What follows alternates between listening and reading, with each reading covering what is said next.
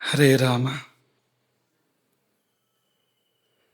ಯತ್ರೈವ ಯತ್ರೈವ ಮನೋಮದೀಯಂ ತತ್ರೈವ ತತ್ರೈವ ತವ ಸ್ವರೂಪಂ.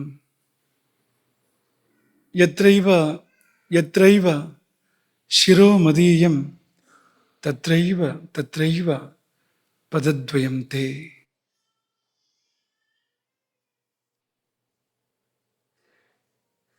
ಅನ್ನಪೂರ್ಣೈ ಸದಾ ಪೂರ್ಣೈ ಶಂಕರ ಪ್ರಾಣವಲ್ಲಭೆ ಜ್ಞಾನ ವೈರಾಗ್ಯ ಸಿದ್ಧ್ಯರ್ಥಂ ಭಿಕ್ಷಾಂ ದೇಹಿ ಚ ಪಾರ್ವತಿ.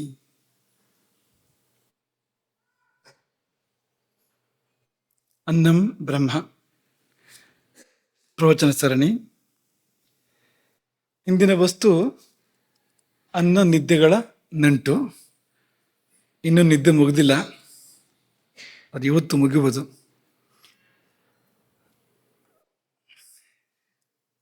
ನಮ್ಮ ಶರೀರದಲ್ಲಿ ಒಂದು ಸಂಸಾರ ನಡೆದಿದೆ. ನಿನ್ನೆಯ ಪ್ರವಚನದ ಬಿಂದುಗಳನ್ನು ಸ್ವೀಕಾರ ಮಾಡ್ತಾ ಇರುವಂಥದ್ದು ನಾವು. ಇಲ್ಲಿಯೇ ಒಂದು ಸಂಸಾರ ನಡೆದಿದೆ. ಅದು ಯಾರು ಮತ್ತು ಯಾರ ಸಂಸಾರ ಅಂದರೆ, ಅದು ಕಾಲಾಗ್ನಿ ರುದ್ರನ ಮತ್ತು ಸಿದ್ಧಯೋಗಿನಿಯ ಅಥವಾ ಭೂತಧಾತ್ರಿಯ ಸಂಸಾರ ಇಲ್ಲಿ ನಡೆದಿದೆ. ಇಬ್ಬರು ಒಂದೊಂದು ಪಾತ್ರವನ್ನು ಮಾಡ್ತಾ ಇದ್ದಾರೆ.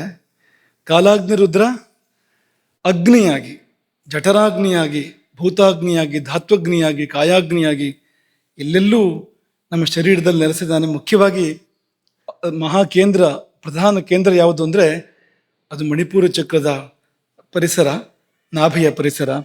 ಅಲ್ಲಿದ್ದುಕೊಂಡು ಹಸಿವನ್ನುಂಟು ಮಾಡ್ತಾ ಇದ್ದಾನೆ ರುದ್ರ.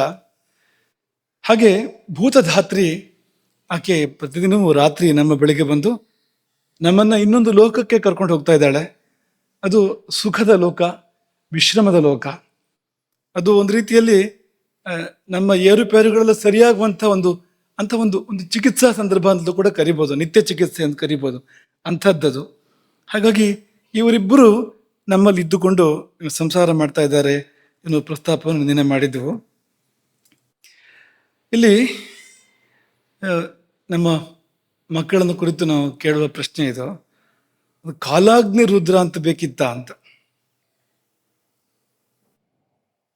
ಕಾಲಾಗ್ನಿ ರುದ್ರಸ್ಯ ಪತ್ನಿ, ಕಾಲಾಗ್ನಿ ರುದ್ರ ಪತ್ನಿ ಸಾ ನಿದ್ರಾ. ಅದೇ ಕಾಲಾಗ್ನಿ ರುದ್ರ ಅಂತ ಹೇಳಬೇಕು, ಬೇರೆ ಶಬ್ದಗಳಿಲ್ವಾ? ಅಥವಾ ಶ್ಲೋಕ ತುಂಬಿಸಕ್ಕೆ ಹೇಳಿದ್ದ? ಹಾಗಿಲ್ಲ ಅದು. ಯಾಕೆಂದ್ರೆ ಬರೆದವರು ಅಥವಾ ವಿರಚಿಸಿದವರು ವ್ಯಾಸರು, ವೇದವ್ಯಾಸರು. ಲಕ್ಷೋಪಲಕ್ಷ ಶ್ಲೋಕಗಳನ್ನು ಲೀಲಾಜಾಲವಾಗಿ ರಚಿಸಿದವರಿಗೆ ಒಂದು ಶ್ಲೋಕ ತುಂಬೋದಕ್ಕೆ ಶಬ್ದ ಹಾಕುವ ಪ್ರಮೇಯಗಳಿಲ್ಲ.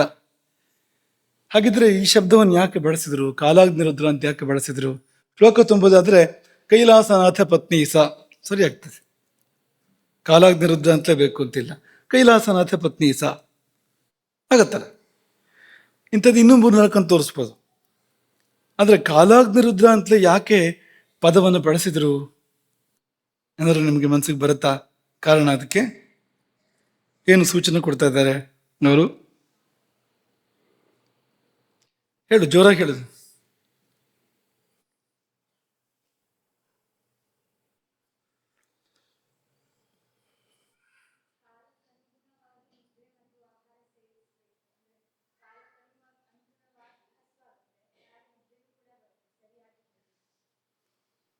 ಹತ್ರ ಇದೆ ಹೇಳಿದ್ದು. ಅದೇ ನಿದ್ದೆಯನ್ನು ಯಾರು ಅಂತ ಅಲ್ಲಿ ಪ್ರಕಟವಾಗಿ ಹೇಳಿ ಆಯಿತು ವೇದವ್ಯಾಸರು. ಸೂಚ್ಯವಾಗಿ ಅಗ್ನಿ ಯಾರು ಅಂತ ಕೂಡ ಹೇಳ್ತಾ ಇದ್ದಾರೆ ಅಲ್ಲಿ, ಅದೇ ಪದಗಳ ಮೂಲಕ ಹೇಳ್ತಾ ಇದ್ದಾರೆ.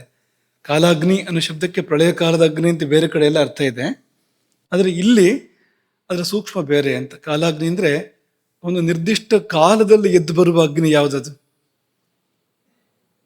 ನಡು ಮಧ್ಯಾಹ್ನ ಪಿತ್ತಕಾಲದಲ್ಲಿ ಎದ್ದು ಬರುವ ಅಗ್ನಿ ಅದು. ಯಾವ್ಯಾವಾಗಲೂ ಬರ್ತಾ ಇರೋದಿಲ್ಲ ಅದು. ಯಾವ್ಯಾವಾಗಲೂ ಬರ್ತಾ ಇದ್ರೆ ಅದು ರುದ್ರ ಸ್ವರೂಪದ ಅಗ್ನಿ ಅಲ್ಲದು, ಅದು ಯಮ ಸ್ವರೂಪದ ಅಗ್ನಿ ಅದು. ರುದ್ರಾಗ್ನಿ, ಶಿವಾಗ್ನಿ ಯಾವುದು ಅಂದರೆ ಯಾವುದೋ ಒಂದು ನಿರ್ದಿಷ್ಟ ಕಾಲದಲ್ಲಿ, ಪಿತ್ತ ಕಾಲದಲ್ಲಿ ಎದ್ದು ಬರ್ತದೆ ಅದು ಅಂತ. ಅದೇ ಈ ಜಠರಾಗ್ನಿ ಏನಿದೆ ಅದನ್ನೇ ಸೂಚಿಸುವ ಶಬ್ದ ಕಾಲಾಗ್ನಿ ಎನ್ನುವಂಥದ್ದು. ಅಗ್ನಿ ಶಬ್ದದ ಪ್ರಯೋಗ, ಕಾಲ ಶಬ್ದದ ಪ್ರಯೋಗ, ಇದೆಲ್ಲ ಆ ಧ್ವನಿಯನ್ನ ಕೊಡುವಂಥದ್ದು. ಮತ್ತೆ ರುದ್ರನೇ ಅಗ್ನಿ ಎಂಬುದಕ್ಕೆ ಕಾಲಕೂಟ ವಿಷವನ್ನು ಜೀರ್ಣ ಮಾಡ್ಕೊಂಡಲ್ಲ ಅವನು. ಜೀರ್ಣ ಮಾಡ್ಕೊಳ್ಳೋದಕ್ಕೆ ಅಸಾಧ್ಯವಾದುದರಲ್ಲ ಅಸಾಧ್ಯವಾದುದು ಹಲಾಹಲ ವಿಷ ಅಥವಾ ಕಾಲಕೂಟ ವಿಷ ಅಂತ ಹೇಳ್ತೇವಲ್ಲ ನಾವು. ವಿಷ ಅಂದರೆ ಅದು ಜೀರ್ಣ ಆಗದೆ ಇರುವಂಥದ್ದು, ಜೀರ್ಣಕ್ಕೆ ಅಸಾಧ್ಯವಾಗಿರುವಂಥದ್ದು ವಿಷ. ಅದರಲ್ಲಿ ಕಾಲಕೂಟಕ್ಕೆ ಹಲಾಹಲಕ್ಕೆ ಸಮಾನ ಬೇರೆ ಯಾವುದೂ ಇಲ್ಲ. ಅದನ್ನು ಜೀರ್ಣ ಮಾಡಿದವನು ಅಂದರೆ ಅದು ಅಂಥದ್ದೊಂದು ಅಗ್ನಿಯೇ, ಬಲಿಷ್ಠವಾದ ಅಗ್ನಿ ಆಗಿರಬೇಕು ಅದು ಎನ್ನುವುದನ್ನು ನಾವಲ್ಲಿ ಅರ್ಥ ಮಾಡ್ಕೊಳ್ಬೋದು. ಇರಲಿ, ನಿನ್ನೆ ನಿದ್ದೆ ಎಂಬ ಪೂಜೆ ಎಂಬ ಮಾತನ್ನು ಹೇಳಿದ್ವು. ನಿದ್ದೆಯಲ್ಲ ಪೂಜೆ, ಹಾಗಾಗಿ ಅದೆಲ್ಲ ನಿಯಮಗಳು. ಈಗ ಮುರಿದ ಮಂಚದಲ್ಲಿ ಮಲಗಬೇಡ ಅಂದರೆ ಏನು, ನಿದ್ದೆ ಬರಲಿಕ್ಕೆ ಏನಾಗಬೇಕು? ಮುರಿದ ಮಂಚ ಆದ್ರೇನು ಅಥವಾ ಗಂಧದ ಮಂಚ ಚೆನ್ನಾಗಿರೋದು ಕೆತ್ತನೆ ಮಾಡಿರೋದಾದ್ರೇನು, ನಿದ್ದೆ ಬರೋಕ್ಕೆ ಏನು ತೊಂದರೆ ಅಂದರೆ ಇಲ್ಲ, ಅದು ಪೂಜೆ ಇದು ಅಂತ. ಇದು ಕೇವಲ ರಾಜರಿಗೆ ಹೇಳಿದ್ದಲ್ಲ ಮುರಿದ ಮಂಚದಲ್ಲಿ ಮಲಗಬೇಡ ಅಂತ, ಶ್ರೀಮಂತರಿಗೆ ಹೇಳಿದ್ದಲ್ಲ, ಎಲ್ಲರಿಗೂ ಹೇಳಿದ್ದು. ಯಾಕೆಂದ್ರೆ ಮುರಿದ ಮನೆಯಲ್ಲಿ ಪೂಜೆ ಮಾಡಬೇಡ ಕೂತ್ಕೊಂಡು ಅಂತ ಹೇಳಿದ ಹಾಗೆ ಇದು ಅಂತ. ಅಥವಾ ಒಡೆದ ಗಂಟೆ ಜಾಗಟೆ ಬಳಸಿ ಪೂಜೆ ಮಾಡಬೇಡ ಅಂತ ಹೇಳಿದಾಗೆ ಅದು ಅಂತ. ಅಂದ್ರೆ ಪೂಜೆ ಎನ್ನುವುದಕ್ಕೆ ತುಂಬ ಒತ್ತು ಕೊಟ್ಟಿದ್ರಿಂದ, ನಿದ್ದೆಯನ್ನ ಒಂದು ಒಂದು ಪೂಜಾ ಕಾರ್ಯವಾಗಿ ಭಾವಿಸಿದ್ರಿಂದಲೇ ಆ ನಿಯಮಗಳಲ್ಲೇ ಬಂದು ಅಂತ. ಹಾಗೆ ಪೂಜೆ ಹೇಗಿದೆ ಅನ್ನೋದನ್ನ ಒಂದು ಚಿಕ್ಕದಾಗಿ ನೋಡೋಣ. ರಾತ್ರಿ ಬರುವ ಭೂತಧಾತ್ರ ಸಿದ್ಧಯೋಗಿನಿಗೆ ಪೂಜೆ ಮಾಡುವಾಗ ಈ ಶರೀರವೇ ಗುಡಿ, ಶರೀರವೇ ದೇವಸ್ಥಾನ. ಗರ್ಭಗೃಹ ಯಾವುದು ಅಂದರೆ ಪ್ರಶಾಂತವಾದ ಮನಸ್ಸು, ಅದು ಗರ್ಭಗುಡಿ. ಮನಸ್ಸು ಪ್ರಶಾಂತವಾಗದೇ ಇದ್ರೆ ನಿದ್ದೆ ಬರೋದಿಲ್ಲ, ಭೂತಧಾತ್ರೆ ಬರೋದಿಲ್ಲ ಅಂತ. ಹಾಗಾಗಿ ಪ್ರಶಾಂತ ಮಾನಸವೇ ಗರ್ಭಗೃಹ. ಕಣ್ಣೇ ಪೀಠ. ನಿದ್ದೆ ಬರೋದು ಎಲ್ಲಿ ಅಂದ್ರೆ ಇಲ್ಲಿ ನಿದ್ದೆ ಬರ್ತದೆ ಅಂದ್ರೆ ನಮಗೆ ಹ್ಞೂ ಅಂತ ಅನ್ಸೋದಿಲ್ಲ, ಇಲ್ಲಿ ನಿದ್ದೆ ಬರೋದು ಅಂತ. ಹಾಗಾಗಿ ಕಣ್ಣೇ ಪೀಠ ಅಂತ, ಕಣ್ಣು ಮುಚ್ಚಬೇಕು ನಿದ್ದೆ ಬರಬೇಕಾದ್ರೆ. ನಿಮ್ಗೆ ನಮ್ಮ ಒಬ್ಬ ಚಿಕ್ಕ ವಯಸ್ಸಿನ ಸಹಾಧ್ಯಾಯಿ ಬಗ್ಗೆ ಹೇಳಿದ್ವು, ಅವನಿಗೊಂದು ಆ ಶಕ್ತಿ ಇತ್ತು ಅಂತ, ಕಣ್ಣು ತೆರೆದೇ ನಿದ್ದೆ ಮಾಡ್ತಾ ಇದ್ದ ಅಂತ ಯಾವಾಗಲೂ ನಿಮ್ಗೆ ಹೇಳಿದ ನೆನಪು ನಮಗೆ. ಅದು ಅಪರೂಪದ ಪ್ರಕರಣ ಅದು. ಇಲ್ಲದೆ ಇದ್ರೆ ಕಣ್ಣು ತೆರೆದು ನಿದ್ದೆ ಮಾಡೋಕ್ಕಾಗೋದಿಲ್ಲ, ಕಣ್ಣು ಮುಚ್ಚಿ ಹೋಗ್ತದೆ ತಾನೇ ತಾನಾಗಿ. ಯಾಕೆಂದ್ರೆ ನಿದ್ದೆಯ ತಮಗುಣ ಅಲ್ವಾ ಅದು. ಹಾಗಾಗಿ ಕಣ್ಣು ಮುಚ್ಚುವಂತೆ ಅದು ಮಾಡಲೇಬೇಕು. ಅದು ಕಣ್ಣೇ ಪೀಠ. ಪೂಜಾ ಪರಿಕರಗಳೆಲ್ಲ ಏನಿಲ್ಲ ಅಂತಂದ್ರೆ ಹಾಸಿಗೆ, ಹೊದಿಕೆ, ದಿಂಬು, ಇವೆಲ್ಲ ಪೂಜಾ ಪರಿಕರಗಳು. ಇದು ಕೂಡ ಪೂಜಾ ಪರಿಕರವಾಗ್ಲಿಕ್ಕೆ ಸಾಧ್ಯ ಇದೆ ನೋಡಿ. ಹಾಗಾದ್ರೆ ಪೂಜಾ ಪ್ರಕ್ರಿಯೆ ಏನಪ್ಪ? ಈಗ ನಮ್ಗೆ ನಿತ್ಯ ಪೂಜೆಯಲ್ಲಿ ನಾದ ಶಬ್ದಮಯಂ ಘಂಟ, ಒಂದು ಗಂಟೆ ತೂಗಿ ಶುರು ಮಾಡಬೇಕು, ಆಮೇಲೆ ಅಭಿಷೇಕ ಆಗಬೇಕು, ಗಂಧ ಹಚ್ಚಬೇಕು, ಅಲಂಕಾರ ಆಗಬೇಕು, ಎಲ್ಲ ಇದೆಯಲ್ಲ. ಇಲ್ಲಿ ಏನಪ್ಪ ಪೂಜೆ ಮಾಡೋ ಪ್ರಕ್ರಿಯೆ ಏನು ಅಂದ್ರೆ ಏನೂ ಮಾಡದಿರುವುದೇ ಪೂಜೆ. ಏನಾದ್ರೂ ಮಾಡೋಕೆ ಶುರು ಮಾಡಿದ್ರೆ ಪೂಜೆ ಆಗೋದಿಲ್ಲ, ನಿದ್ದೆಯನ್ನು ಪೂಜೆ ಆಗೋದಿಲ್ಲ ಅಂತ. ಚೇಷ್ಟೆ ಶುರು ಮಾಡ್ಕೊಂಡ್ರೆ ಏನಾದರೂ ಎಚ್ಚರ ಇದ್ಕೊಂಡು, ನಿದ್ದೆಯಲ್ಲಿ ಚೇಷ್ಟೆ ಮಾಡೋರು ಇರ್ತಾರೆ, ಅದು ಬೇರೆ ವಿಷಯ. ಆದ್ರೆ ಎಚ್ಚರದಲ್ಲಿ ನಾವೇನಾದ್ರು ಚೇಷ್ಟೆ ಮಾಡೋಕೆ ಶುರು ಮಾಡಿದ್ರೆ, ಏನಾದ್ರು ಕ್ರಿಯೆಗಳನ್ನು ಆರಂಭ ಮಾಡಿದ್ರೆ ನಿದ್ದೆ ಬರೋದಿಲ್ಲ. ಹಾಗಾಗಿ ಏನೂ ಮಾಡದಿರುವುದೇ ಪೂಜೆ. ಧ್ಯಾನ ಇದ್ದಾಗೆ. ಧ್ಯಾನ ಅಂದ್ರೆ ಏನು ಅಂದ್ರೆ, ಧ್ಯಾನಕ್ಕೆ ಏನು ಮಾಡಬೇಕು ಅಂತ ಕೇಳಬೇಡಿ, ಏನು ಮಾಡಬಾರ್ದು, ಅದೇ ಧ್ಯಾನ. ಒಳಗಾಗಲಿ ಹೊರಗಾಗಲಿ, ಮನಸ್ಸಲ್ಲಾಗಲಿ ಶರೀರದಲ್ಲಾಗಲಿ ಯಾವ ಕ್ರಿಯೆಯೂ ಇಲ್ಲದೆ ಇದ್ರೆ ಅದೇ ಧ್ಯಾನ ಅಂದ ಹಾಗೆ ಇದು ಅಂತ. ಅಂದ್ರೆ ಅದಕ್ಕೆ ಹತ್ರ ಇದೆ ತುಂಬಾ ಅಂತ. ಏನು ಮಾಡದಿರುವುದೇ ಪೂಜೆ. ಅದು ನಡೆಯುವುದು ರಾತ್ರಿ ವೇಳೆಯಲ್ಲಿ. ಸಾಮಾನ್ಯ ಪೂಜೆಗೆಲ್ಲ ಒಂದು ಕಾಲ ಅಂತ ಇದೆ ನೋಡಿ. ರಾತ್ರಿ ಪೂಜೆಗಳು ಇಲ್ಲ ಅಂತಲ್ಲ, ಅಪರೂಪ. ಅದೇ ಈ ಅಮ್ಮನವರ ಪೂಜೆಗಳೆಲ್ಲ ರಾತ್ರಿ ಬರ್ತವೆ. ಭೂತಸಾತ್ರಿ ಅಂತ ಹೇಳಿದ್ವಲ್ಲ ನಾವು, ಸಿದ್ಧಯೋಗಿನಿ ಪಾರ್ವತಿ ಅಂತ. ಈ ನವರಾತ್ರಿ ಪೂಜೆ ರಾತ್ರಿ ಬರುವಂಥದ್ದು. ಒಂದು ಯಾಮ ಕಳೆದ ಮೇಲೆ, ಸುಮಾರು 9 ಗಂಟೆ ಕಳೆದ ಮೇಲೆ ಆ ಪೂಜೆಗೆ ವಿಶೇಷ ಇರುವಂಥದ್ದು ಅಂತ. ಹಾಗೆ ರಾತ್ರಿ ವೇಳೆಯಲ್ಲಿ ಪೂಜೆ, ಅದು ಕರ್ತ ಮಲಗಿದ ಮೇಲೆ ಅಂತ. ಇಂಥ ಪೂಜೆ ಇನ್ನೆಲ್ಲೂ ಇಲ್ಲ ನೋಡಿ. ಕರ್ತ ಮಲಗಿದ ಮೇಲೆ ಪೂಜೆ ಪ್ರಾರಂಭ ಆಗುವಂಥದ್ದು. ಬೇರೆ ಕಡೆ ಮಲಗಿಬಿಟ್ರೆ ಪೂಜೆ ಇಲ್ಲ, ಕರ್ತ ಮಲಗಿದ್ರೆ ಯಾತಕ್ಕೆ ಬರ್ತದೆ ಅದು. ಇದು ಮಾತ್ರ ಹಾಗಲ್ಲ, ಮಲಗಿ ಮಾಡುವ ಪೂಜೆ.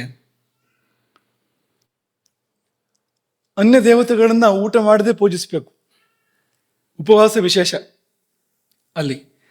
ನಿತ್ಯ ಪೂಜೆ ಆದರೂ ಕೂಡ ಬೆಳಗ್ಗೆ ಪೂಜೆಗಿಂತ ಮೊದಲು ನಾವೇನು ತಗೊಳ್ಬಾರ್ದು. ಹೊಟ್ಟೆ ಖಾಲಿ ಇರಬೇಕಾಗಿದ್ದು ತುಂಬ ಮುಖ್ಯ ಉಪಾಸನೆಗಳಿಗೆ. ಈಗ ಸಾಯಂಕಾಲ ಸಂಧ್ಯಾ ವಂದನೆ ಮಾಡಬೇಕು ಅಥವಾ ಧ್ಯಾನ ಮಾಡಬೇಕು ಅಂತ ತಗೊಂಡ್ರೆ ಮಧ್ಯಾಹ್ನ ಊಟದ ನಂತರ ಮಧ್ಯೆ ಏನು ತಗೊಳ್ಳದೇ ಇದ್ರೆ, ಘನಾಹಾರ ಮಧ್ಯೆ ಏನು ತಗೊಳ್ಳದೇ ಇದ್ರೆ ಸಾಯಂಕಾಲ ಸಂಧ್ಯಾ ವಂದನೆಗೆ ಅನುಕೂಲವಾದ ಸ್ಥಿತಿ ಏರ್ಪಡ್ತದೆ. ಹೊಟ್ಟೆ ಖಾಲಿ ಆಗಬೇಕು. ಹೊಟ್ಟೆ ಭಾರ ಇದ್ರೆ, ಹೊಟ್ಟೆಯಲ್ಲಿ ಆಹಾರ ಇದ್ರೆ ಇದಾಗೋದಿಲ್ಲ. ಧ್ಯಾನ ಪೂಜೆ ಉಪಾಸನೆ ಯಾವುದೂ ಆಗೋದಿಲ್ಲ. ಇದು ಒಂದು ಅಪವಾದ. ಇದು ಊಟ ಮಾಡಿಯೇ ಪೂಜೆ ಮಾಡಬೇಕು. ಹಾಗಂತ ಬಿಗಿದು ಊಟ ಮಾಡೋದಲ್ಲ, ಉಪವಾಸ ಇರೋದು ಅಲ್ಲ. ಒಂದು ಹದದಲ್ಲಿ ಅವಳಿಗೆ ಎಷ್ಟು ಬೇಕೋ ಅಷ್ಟೇ, ಅವಳು ಬರೋದಕ್ಕೆ ಎಷ್ಟು ಬೇಕೋ ಅಷ್ಟೇ ತಗೊಂಡು ಅವಳಿಗೆ ಜಾಗ ಬಿಟ್ಟು ನಾವು ಊಟ ಮಾಡಿದರೆ ಆಕೆ ಬಂದ್ಬಿಡ್ತಾಳೆ. ಇದು ನಿತ್ಯ ತಪ್ಪದೇ ನಡೆಸಬೇಕಾದ ಯೋಗ ನಿದ್ರಾ ಪೂಜೆ, ದೇವಿ ಪೂಜೆ ಎಲ್ಲರೂ ಮಾಡಬೇಕು.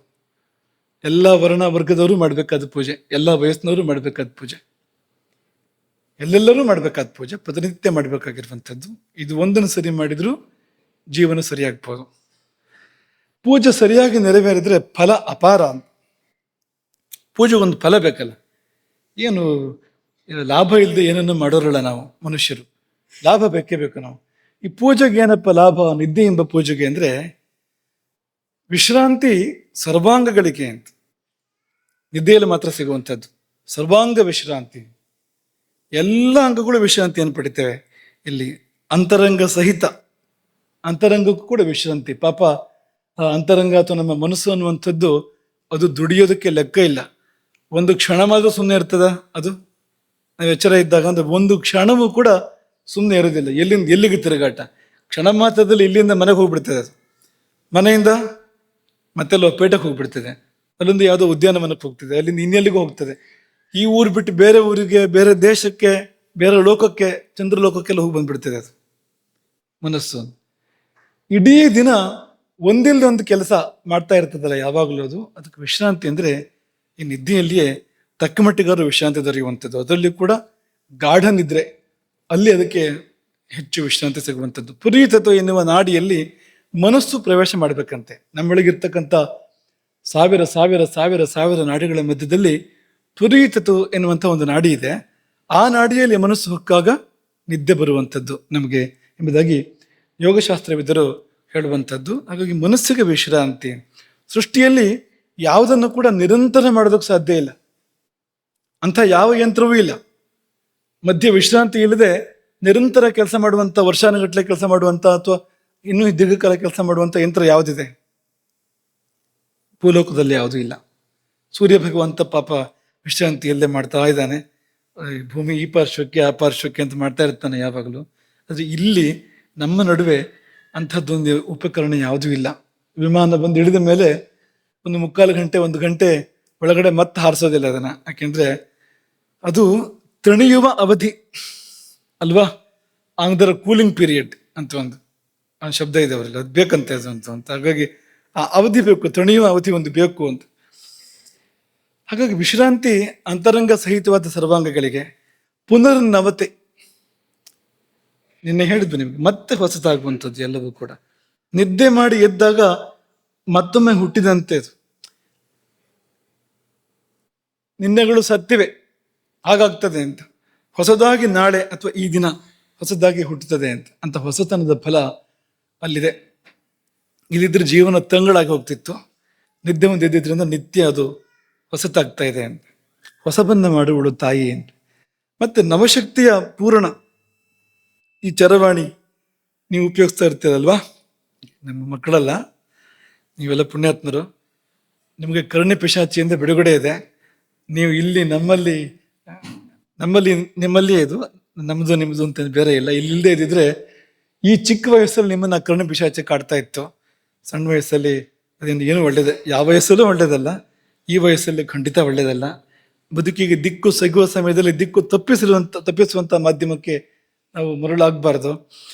ಹಾಗಾಗಿ ಅದು ನೋಡಿ, ಪ್ರತಿನಿತ್ಯ ಉಪಯೋಗಿಸ್ಬೇಕು ಅಂದರೆ ಪ್ರತಿನಿತ್ಯ ಅದನ್ನು ಶಕ್ತಿ ಪೂರ್ಣ ಮಾಡ್ಬೇಕು. ಅದಕ್ಕೆ ಇಲ್ದಿದ್ರೆ ಉಪಯೋಗಿಸೋಕ್ಕಾಗೋದಿಲ್ಲ ಅಂತ. ಹಾಗೆ ಇದು ಕೂಡ, ಇದಕ್ಕೆ ಮತ್ತೆ ಶಕ್ತಿ ತುಂಬಬೇಕು ಅಂದರೆ ನಿದ್ದೆಯೇ ದಾರಿ. ಅದಕ್ಕೆ ಅಲ್ಲಿ ಶಕ್ತಿ ತುಂಬಿ ಬರ್ತದೆ. ಆಯಿತು, ಪ್ರಸಾದ ಏನು ಹೇಳ್ರಿ, ಪೂಜೆ ಆಯಿತು ಅಂದಮೇಲೆ ಒಂದು ಪ್ರಸಾದ ಬೇಡವಾ? ಪ್ರಸಾದ ಅಂದ್ರೆ ಏನು? ಪ್ರಸಾದ ಅಂದರೆ ಪಾನಕ ಪನಿವಾರ. ಪ್ರಸಾದ ಅಂದ್ರೆ ಭಕ್ಷ್ಯ ಭೋಜ್ಯ ಅಲ್ವಾ? ಪ್ರಸಾದಸ್ತು ಪ್ರಸನ್ನತಾ. ಪ್ರಸನ್ನತೆಯೇ ಪ್ರಸಾದ ಶಬ್ದಕ್ಕೆ ಅರ್ಥ. ಪ್ರಸಾದ ಶಬ್ದದ ಮೂಲಾರ್ಥವೇ ಪ್ರಸನ್ನತೆ. ಪ್ರಸನ್ನತೆ ಅಂದ್ರೆ ಕೊಳ ತಿಳಿಯಾಗಿದ್ರೆ ಅದಕ್ಕೆ ಪ್ರಸನ್ನ ಅಂತ ಕರೀತಾರೆ. ಪ್ರಸನ್ನ ಸಲಿಲ ಅಂದ್ರೆ ತಿಳಿಗೊಳ. ಅದು ಕದಡಿದ್ರೆ ಅದು ಪ್ರಸನ್ನ ಅಲ್ಲ, ಪ್ರಕ್ಷುಬ್ಧ ಅದು. ಹಾಗಾಗಿ ಇಲ್ಲಿ ಏನಪ್ಪಾ ಅಂದ್ರೆ ತಿಳಿ ಮನ ಇದೆಯಲ್ಲ, ಆ ಪ್ರಸನ್ನತೆ. ನಿಮ್ಗೆ ನಿದ್ದೆ ಸರಿಯಾಗಿ ಆಗಿದ್ರೆ, ಭೂತಧಾತ್ರಿಯೇ ಬಂದು ಹೋದಾದ್ರೆ ಅದ್ರ ಕುರುಹು ಏನು ಅಂದ್ರೆ, ಎಚ್ಚರ ಆದ ಕೂಡಲೇ ಒಂದು ಪ್ರಸನ್ನತೆ ಮೈ ಮನಸ್ಸುಗಳಲ್ಲಿ ಇರುತ್ತದೆ.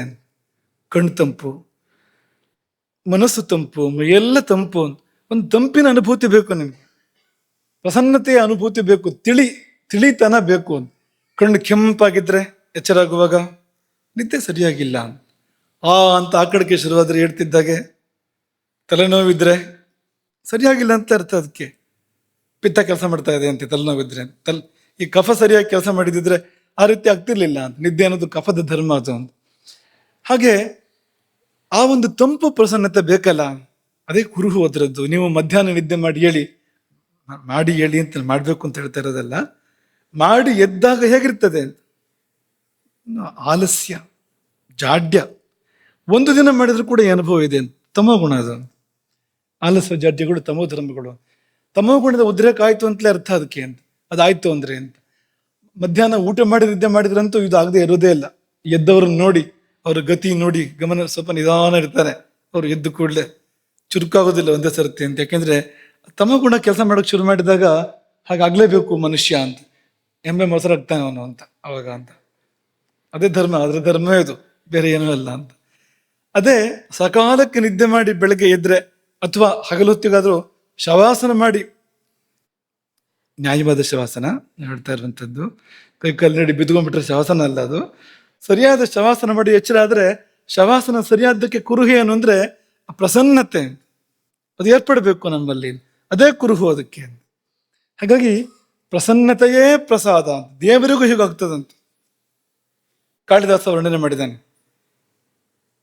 ರಾಮಾವತಾರದ ಪೀಠಿಕೆಯಾಗಿ ಈ ಋಷಿಗಳೆಲ್ಲ ಹೋಗಿ ಪ್ರಾರ್ಥನೆ ಮಾಡ್ತಾರಲ್ವಾ, ದೇವತೆಗಳು ಋಷಿಗಳು ಎಲ್ಲರೂ ಹೋಗಿ ದೇವರನ್ನು ಪ್ರಾರ್ಥನೆ ಮಾಡೋ ಸಂದರ್ಭದ ಅದು ಅಂಥದ್ದೊಂದು ಸಂದರ್ಭದ ವರ್ಣನೆಯಲ್ಲಿ ಕಾಳಿದಾಸ ಹೇಳುವಂಥದ್ದು, ಯೋಗ ನಿದ್ರಾಂತ ವಿಷದೈಹಿ ಪಾವನೈರವಲೋಕಿತೈಹಿ ಭೃಗ್ವಾದೀನನು ಗೃಹಂತಂ ಸೌಖಶಾಯನಿಕ ಋಷಿ. ಈ ಸೌಖಶಾಯನಿಕರು ಅಂತ ಕರೀತಾರೆ. ಅಂದ್ರೆ ಸುಖ ಶಯನ, ನಿದ್ದೆ ಚೆನ್ನಾಗಿತ್ತ ಅಂತ ಎದ್ದು ಕೂಡ್ಲು ಕೇಳುವಂಥವ್ರು, ಹೇಳುವಾಗ ಇರುವಂಥವ್ರು ಅಲ್ಲಿ ಅಂತ. ಎದ್ದು ಕೂಡಲೇ ಅವ್ರ ಮುಖ ನೋಡಬೇಕು ಅಂತ, ಒಳ್ಳೆ ಮುಖಗಳದೆಲ್ಲ. ಅಂತ ಭೃಗುವಾದಿ ಮಹರ್ಷಿಗಳು ಅವ್ರು ಕಾಯ್ತಾ ಇದ್ದಾರೆ, ಭಗವಂತನಿಗೆ ಎಷ್ಟೊತ್ತಿಗೆ ಎಚ್ಚರಾಗ್ತದೆ, ಯೋಗ ನಿದ್ರೆಯಿಂದ ಯಾವಾಗ ಹೇಳ್ತಾನೆ ಅಂತ ಕಾಯ್ತಾ ಇರ್ತಾರೆ ಅವರು. ಯೋಗ ನಿದ್ದೆಯಿಂದ ಎಚ್ಚೆತ್ತು ಅವನು ನೋಡಿದಾಗ ಇವರು ಉದ್ಧಾರ ಆಗ್ತಾರೆ ಅಂತ. ಅದು ಇವರಿಗೆ ತುಂಬಾ ಉದ್ಧಾರ ಆಗಿ ಇರೋರು ಮತ್ತು ಉದ್ಧಾರ ಆಗ್ತಾರೆ ಅವರು ಅಂತ. ಅಂದ್ರೆ ಆ ನೋಟ ಇದೆಯಲ್ಲ, ಪ್ರಸನ್ನತೆಯನ್ನು ಹೊತ್ತು ತರುವಂಥದ್ದು. ಆ ದೃಷ್ಟಿ ಪ್ರಸನ್ನತೆಯನ್ನು ತುಂಬಿ ಚೆಲ್ಲುವಂಥದ್ದು. ಯಾರು ಬಂದು ಬಂದು ನಿಲ್ತಾರೋ ಅವ್ರ ಮೇಲೆ ಪ್ರಸನ್ನತೆಯ ಅಮೃತದ ಮಳೆ ಸುರಿತದೆ ನೋಟದಿಂದ ಅಂತ. ಯಾಕೆಂದ್ರೆ ಒಳಗೆ ತುಂಬಿದೆ ಆ ಪ್ರಸನ್ನತೆ ನಿದ್ದೆಯ ಕಾರಣಕ್ಕೆ. ಹಾಗಾಗಿ ಅಂತಹ ಯೋಗ ನಿದ್ರಾಂತ ವಿಷದೈಹಿ, ಯೋಗ ನಿದ್ರೆಯ ಕೊನೆಯಲ್ಲಿ ವಿಷದವಾಗುವಂಥದ್ದು, ಒಂದು ತಿಳಿಯಾಗುವಂಥದ್ದು ನೋಟ, ಅದನ್ನು ಕಾಳಿದಾಸ ವರ್ಣನೆ ಮಾಡಿದ್ದಾನೆ ನೋಡಿ ಅಂತ. ದೇವರಿಗೆ ಮಾತ್ರ ಅಲ್ಲ, ದೇವರಷ್ಟು ಅಲ್ಲದೆ ಇದ್ರೂ ನಮಗೂ ಕೂಡ ಒಂದು ಸ್ವಲ್ಪ ಆಗ್ತದೆ. ನಿದ್ದೆ ಮಾಡಿ, ಸರಿಯಾದ ನಿದ್ದೆ ಮಾಡಿ ಎಚ್ಚೆತ್ತಾಗ ಹಾಗಾಗ್ತದೆ ಅಂತ. ಮತ್ತೆ ಮಲಗಬೇಕು ಅಂತ ಅನಿಸ್ಬಾರ್ದು, ಹೇಳುವಾಗ ಮತ್ತೆ ಮಲಗಬೇಕು ಅಂತ ಅನಿಸ್ಬಾರ್ದು. ಇಲ್ದಿದ್ರೆ ಎಚ್ಚರಾಗೋದು ಯಾಕೆ ಬೆಳಗಿನ ಜಾವ ಅಂದ್ರೆ ಹೊರಳಿ ಮಲಗುವುದಕ್ಕೆ ಅಂತ ಆಗ್ಬಿಟ್ಟಿದೆ ಅಲ್ವಾ. ಈ ಮಗಳಿಂದ ಆ ಮಗಳಿಗೆ ತಿರುಗಿ ಮಲಗು, ಹೊದಕೆ ಸರಿ ಇಲ್ಲದ್ರೆ ತಗೊಂಡು ಸರಿಯಾಗಿ ಹೊದಕು. ಅದನ್ನ ಒಂದ್ಸರ್ತಿ ಅಲ್ಲಿ ಒಂದ್ಸಾರಿ ಗಂಟೆ ನೋಡು ಮಲಗು ಮತ್ತೆ. ಅಥವಾ ಈ ಯಮಗಂಟೆ ಹೊಡ್ಕೊಳ್ತಾ ಇದ್ರೆ, ಅದೇ ಎಚ್ಚರದ ಗಂಟೆ ಯಮಗಂಟೆ ಹೊಡ್ಕೊಳ್ತಾ ಇದ್ರೆ ತಲೆ ಮೇಲೆ ಒಂದು ತಟ್ಟಿ ಮಲಗು ಮತ್ತೆ. ಇದಕ್ಕೋಸ್ಕರ ಉಪಯೋಗ ಆಗ್ತಾ ಇರುವಂಥದ್ದು. ಈ ಎಚ್ಚರ ಒಂದ್ ವೇಳೆ ಸಕಾಲದಲ್ಲಿ ಆದ್ರೂ ಕೂಡ ಮತ್ತೆ ನಿದ್ದೆ ಮುಂದುವರಿತದೆ ಅಂತ. ಅದು ಏನ್ ಸೂಚಿಸ್ತಾ ಇದೆ ಅಂದ್ರೆ, ಏನೋ ನಿದ್ದೆ ಸರಿಯಾಗಿಲ್ಲ ಅಂತಲೇ ಅರ್ಥ. ಅದಕ್ಕೆ ದೇಹ ಮತ್ತೆ ಕೇಳ್ತಾ ಇದೆ ಅಂದ್ರೆ ಅದೇನೋ ವ್ಯವಸ್ಥೆ ಗಡಿಬಿಡಿ ಇದೆ ಅಂತ, ಸರಿಯಾಗಿಲ್ಲ ಅದು. ಸಾಕಾದ್ರೆ, ಈಗ ಊಟ ಸಾಕಾಯ್ತು ಅಂದ್ರೆ ಹೇಳ್ತೀರಿ, ಬೇರೆ ದಾರಿ ಇಲ್ಲ, ಅದಕ್ಕೆ ಎಷ್ಟು ಊಟ ಮಾಡೋಕೆ ಸಾಧ್ಯ, ಇನ್ನೆಷ್ಟೊತ್ತು ಕೂತ್ಕೊಂಡಿರೋಕೆ ಸಾಧ್ಯ, ಎದ್ದೇ ಬಿಡ್ತೀರಿ.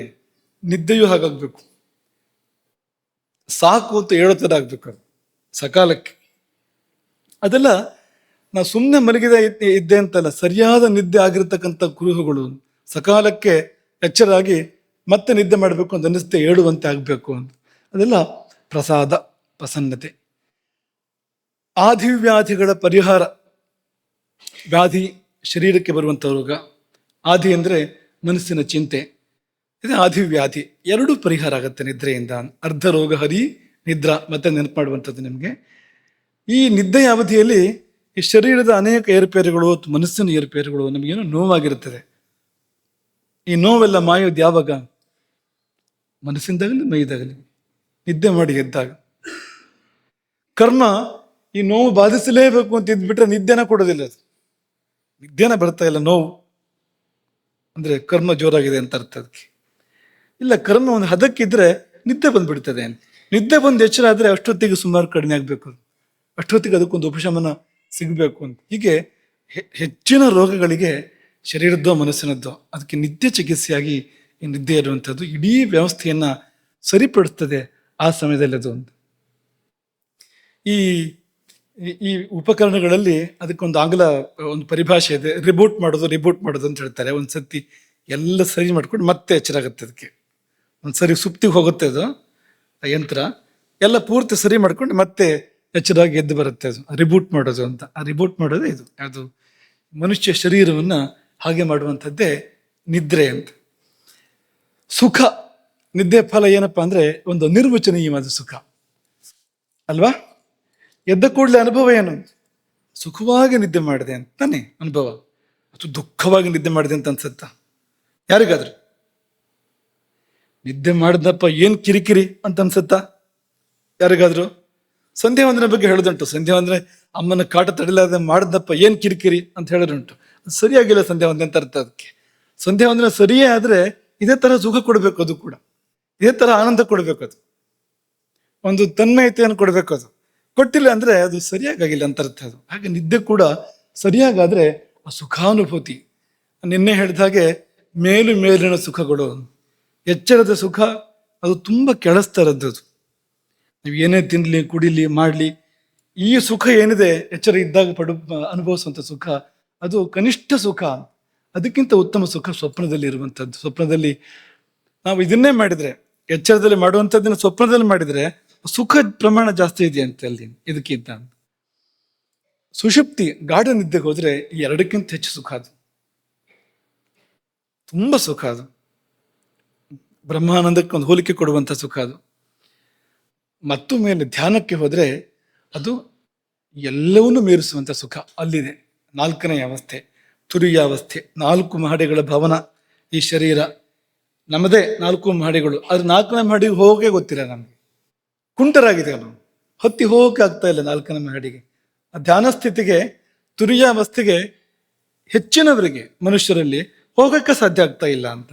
ಬೀಗ ಹಾಕಿ ಇಟ್ಬಿಟ್ಟಿದೆ ಅಲ್ಲಿ, ಏನೋ ನಮ್ಮ ಕರ್ಮ ಬೀಗ ಹಾಕಿ ಇಟ್ಬಿಟ್ಟಿದೆ, ಹೋಗಕ್ಕೆ ಆಗ್ತಾ ಇಲ್ಲ ಅಂತ.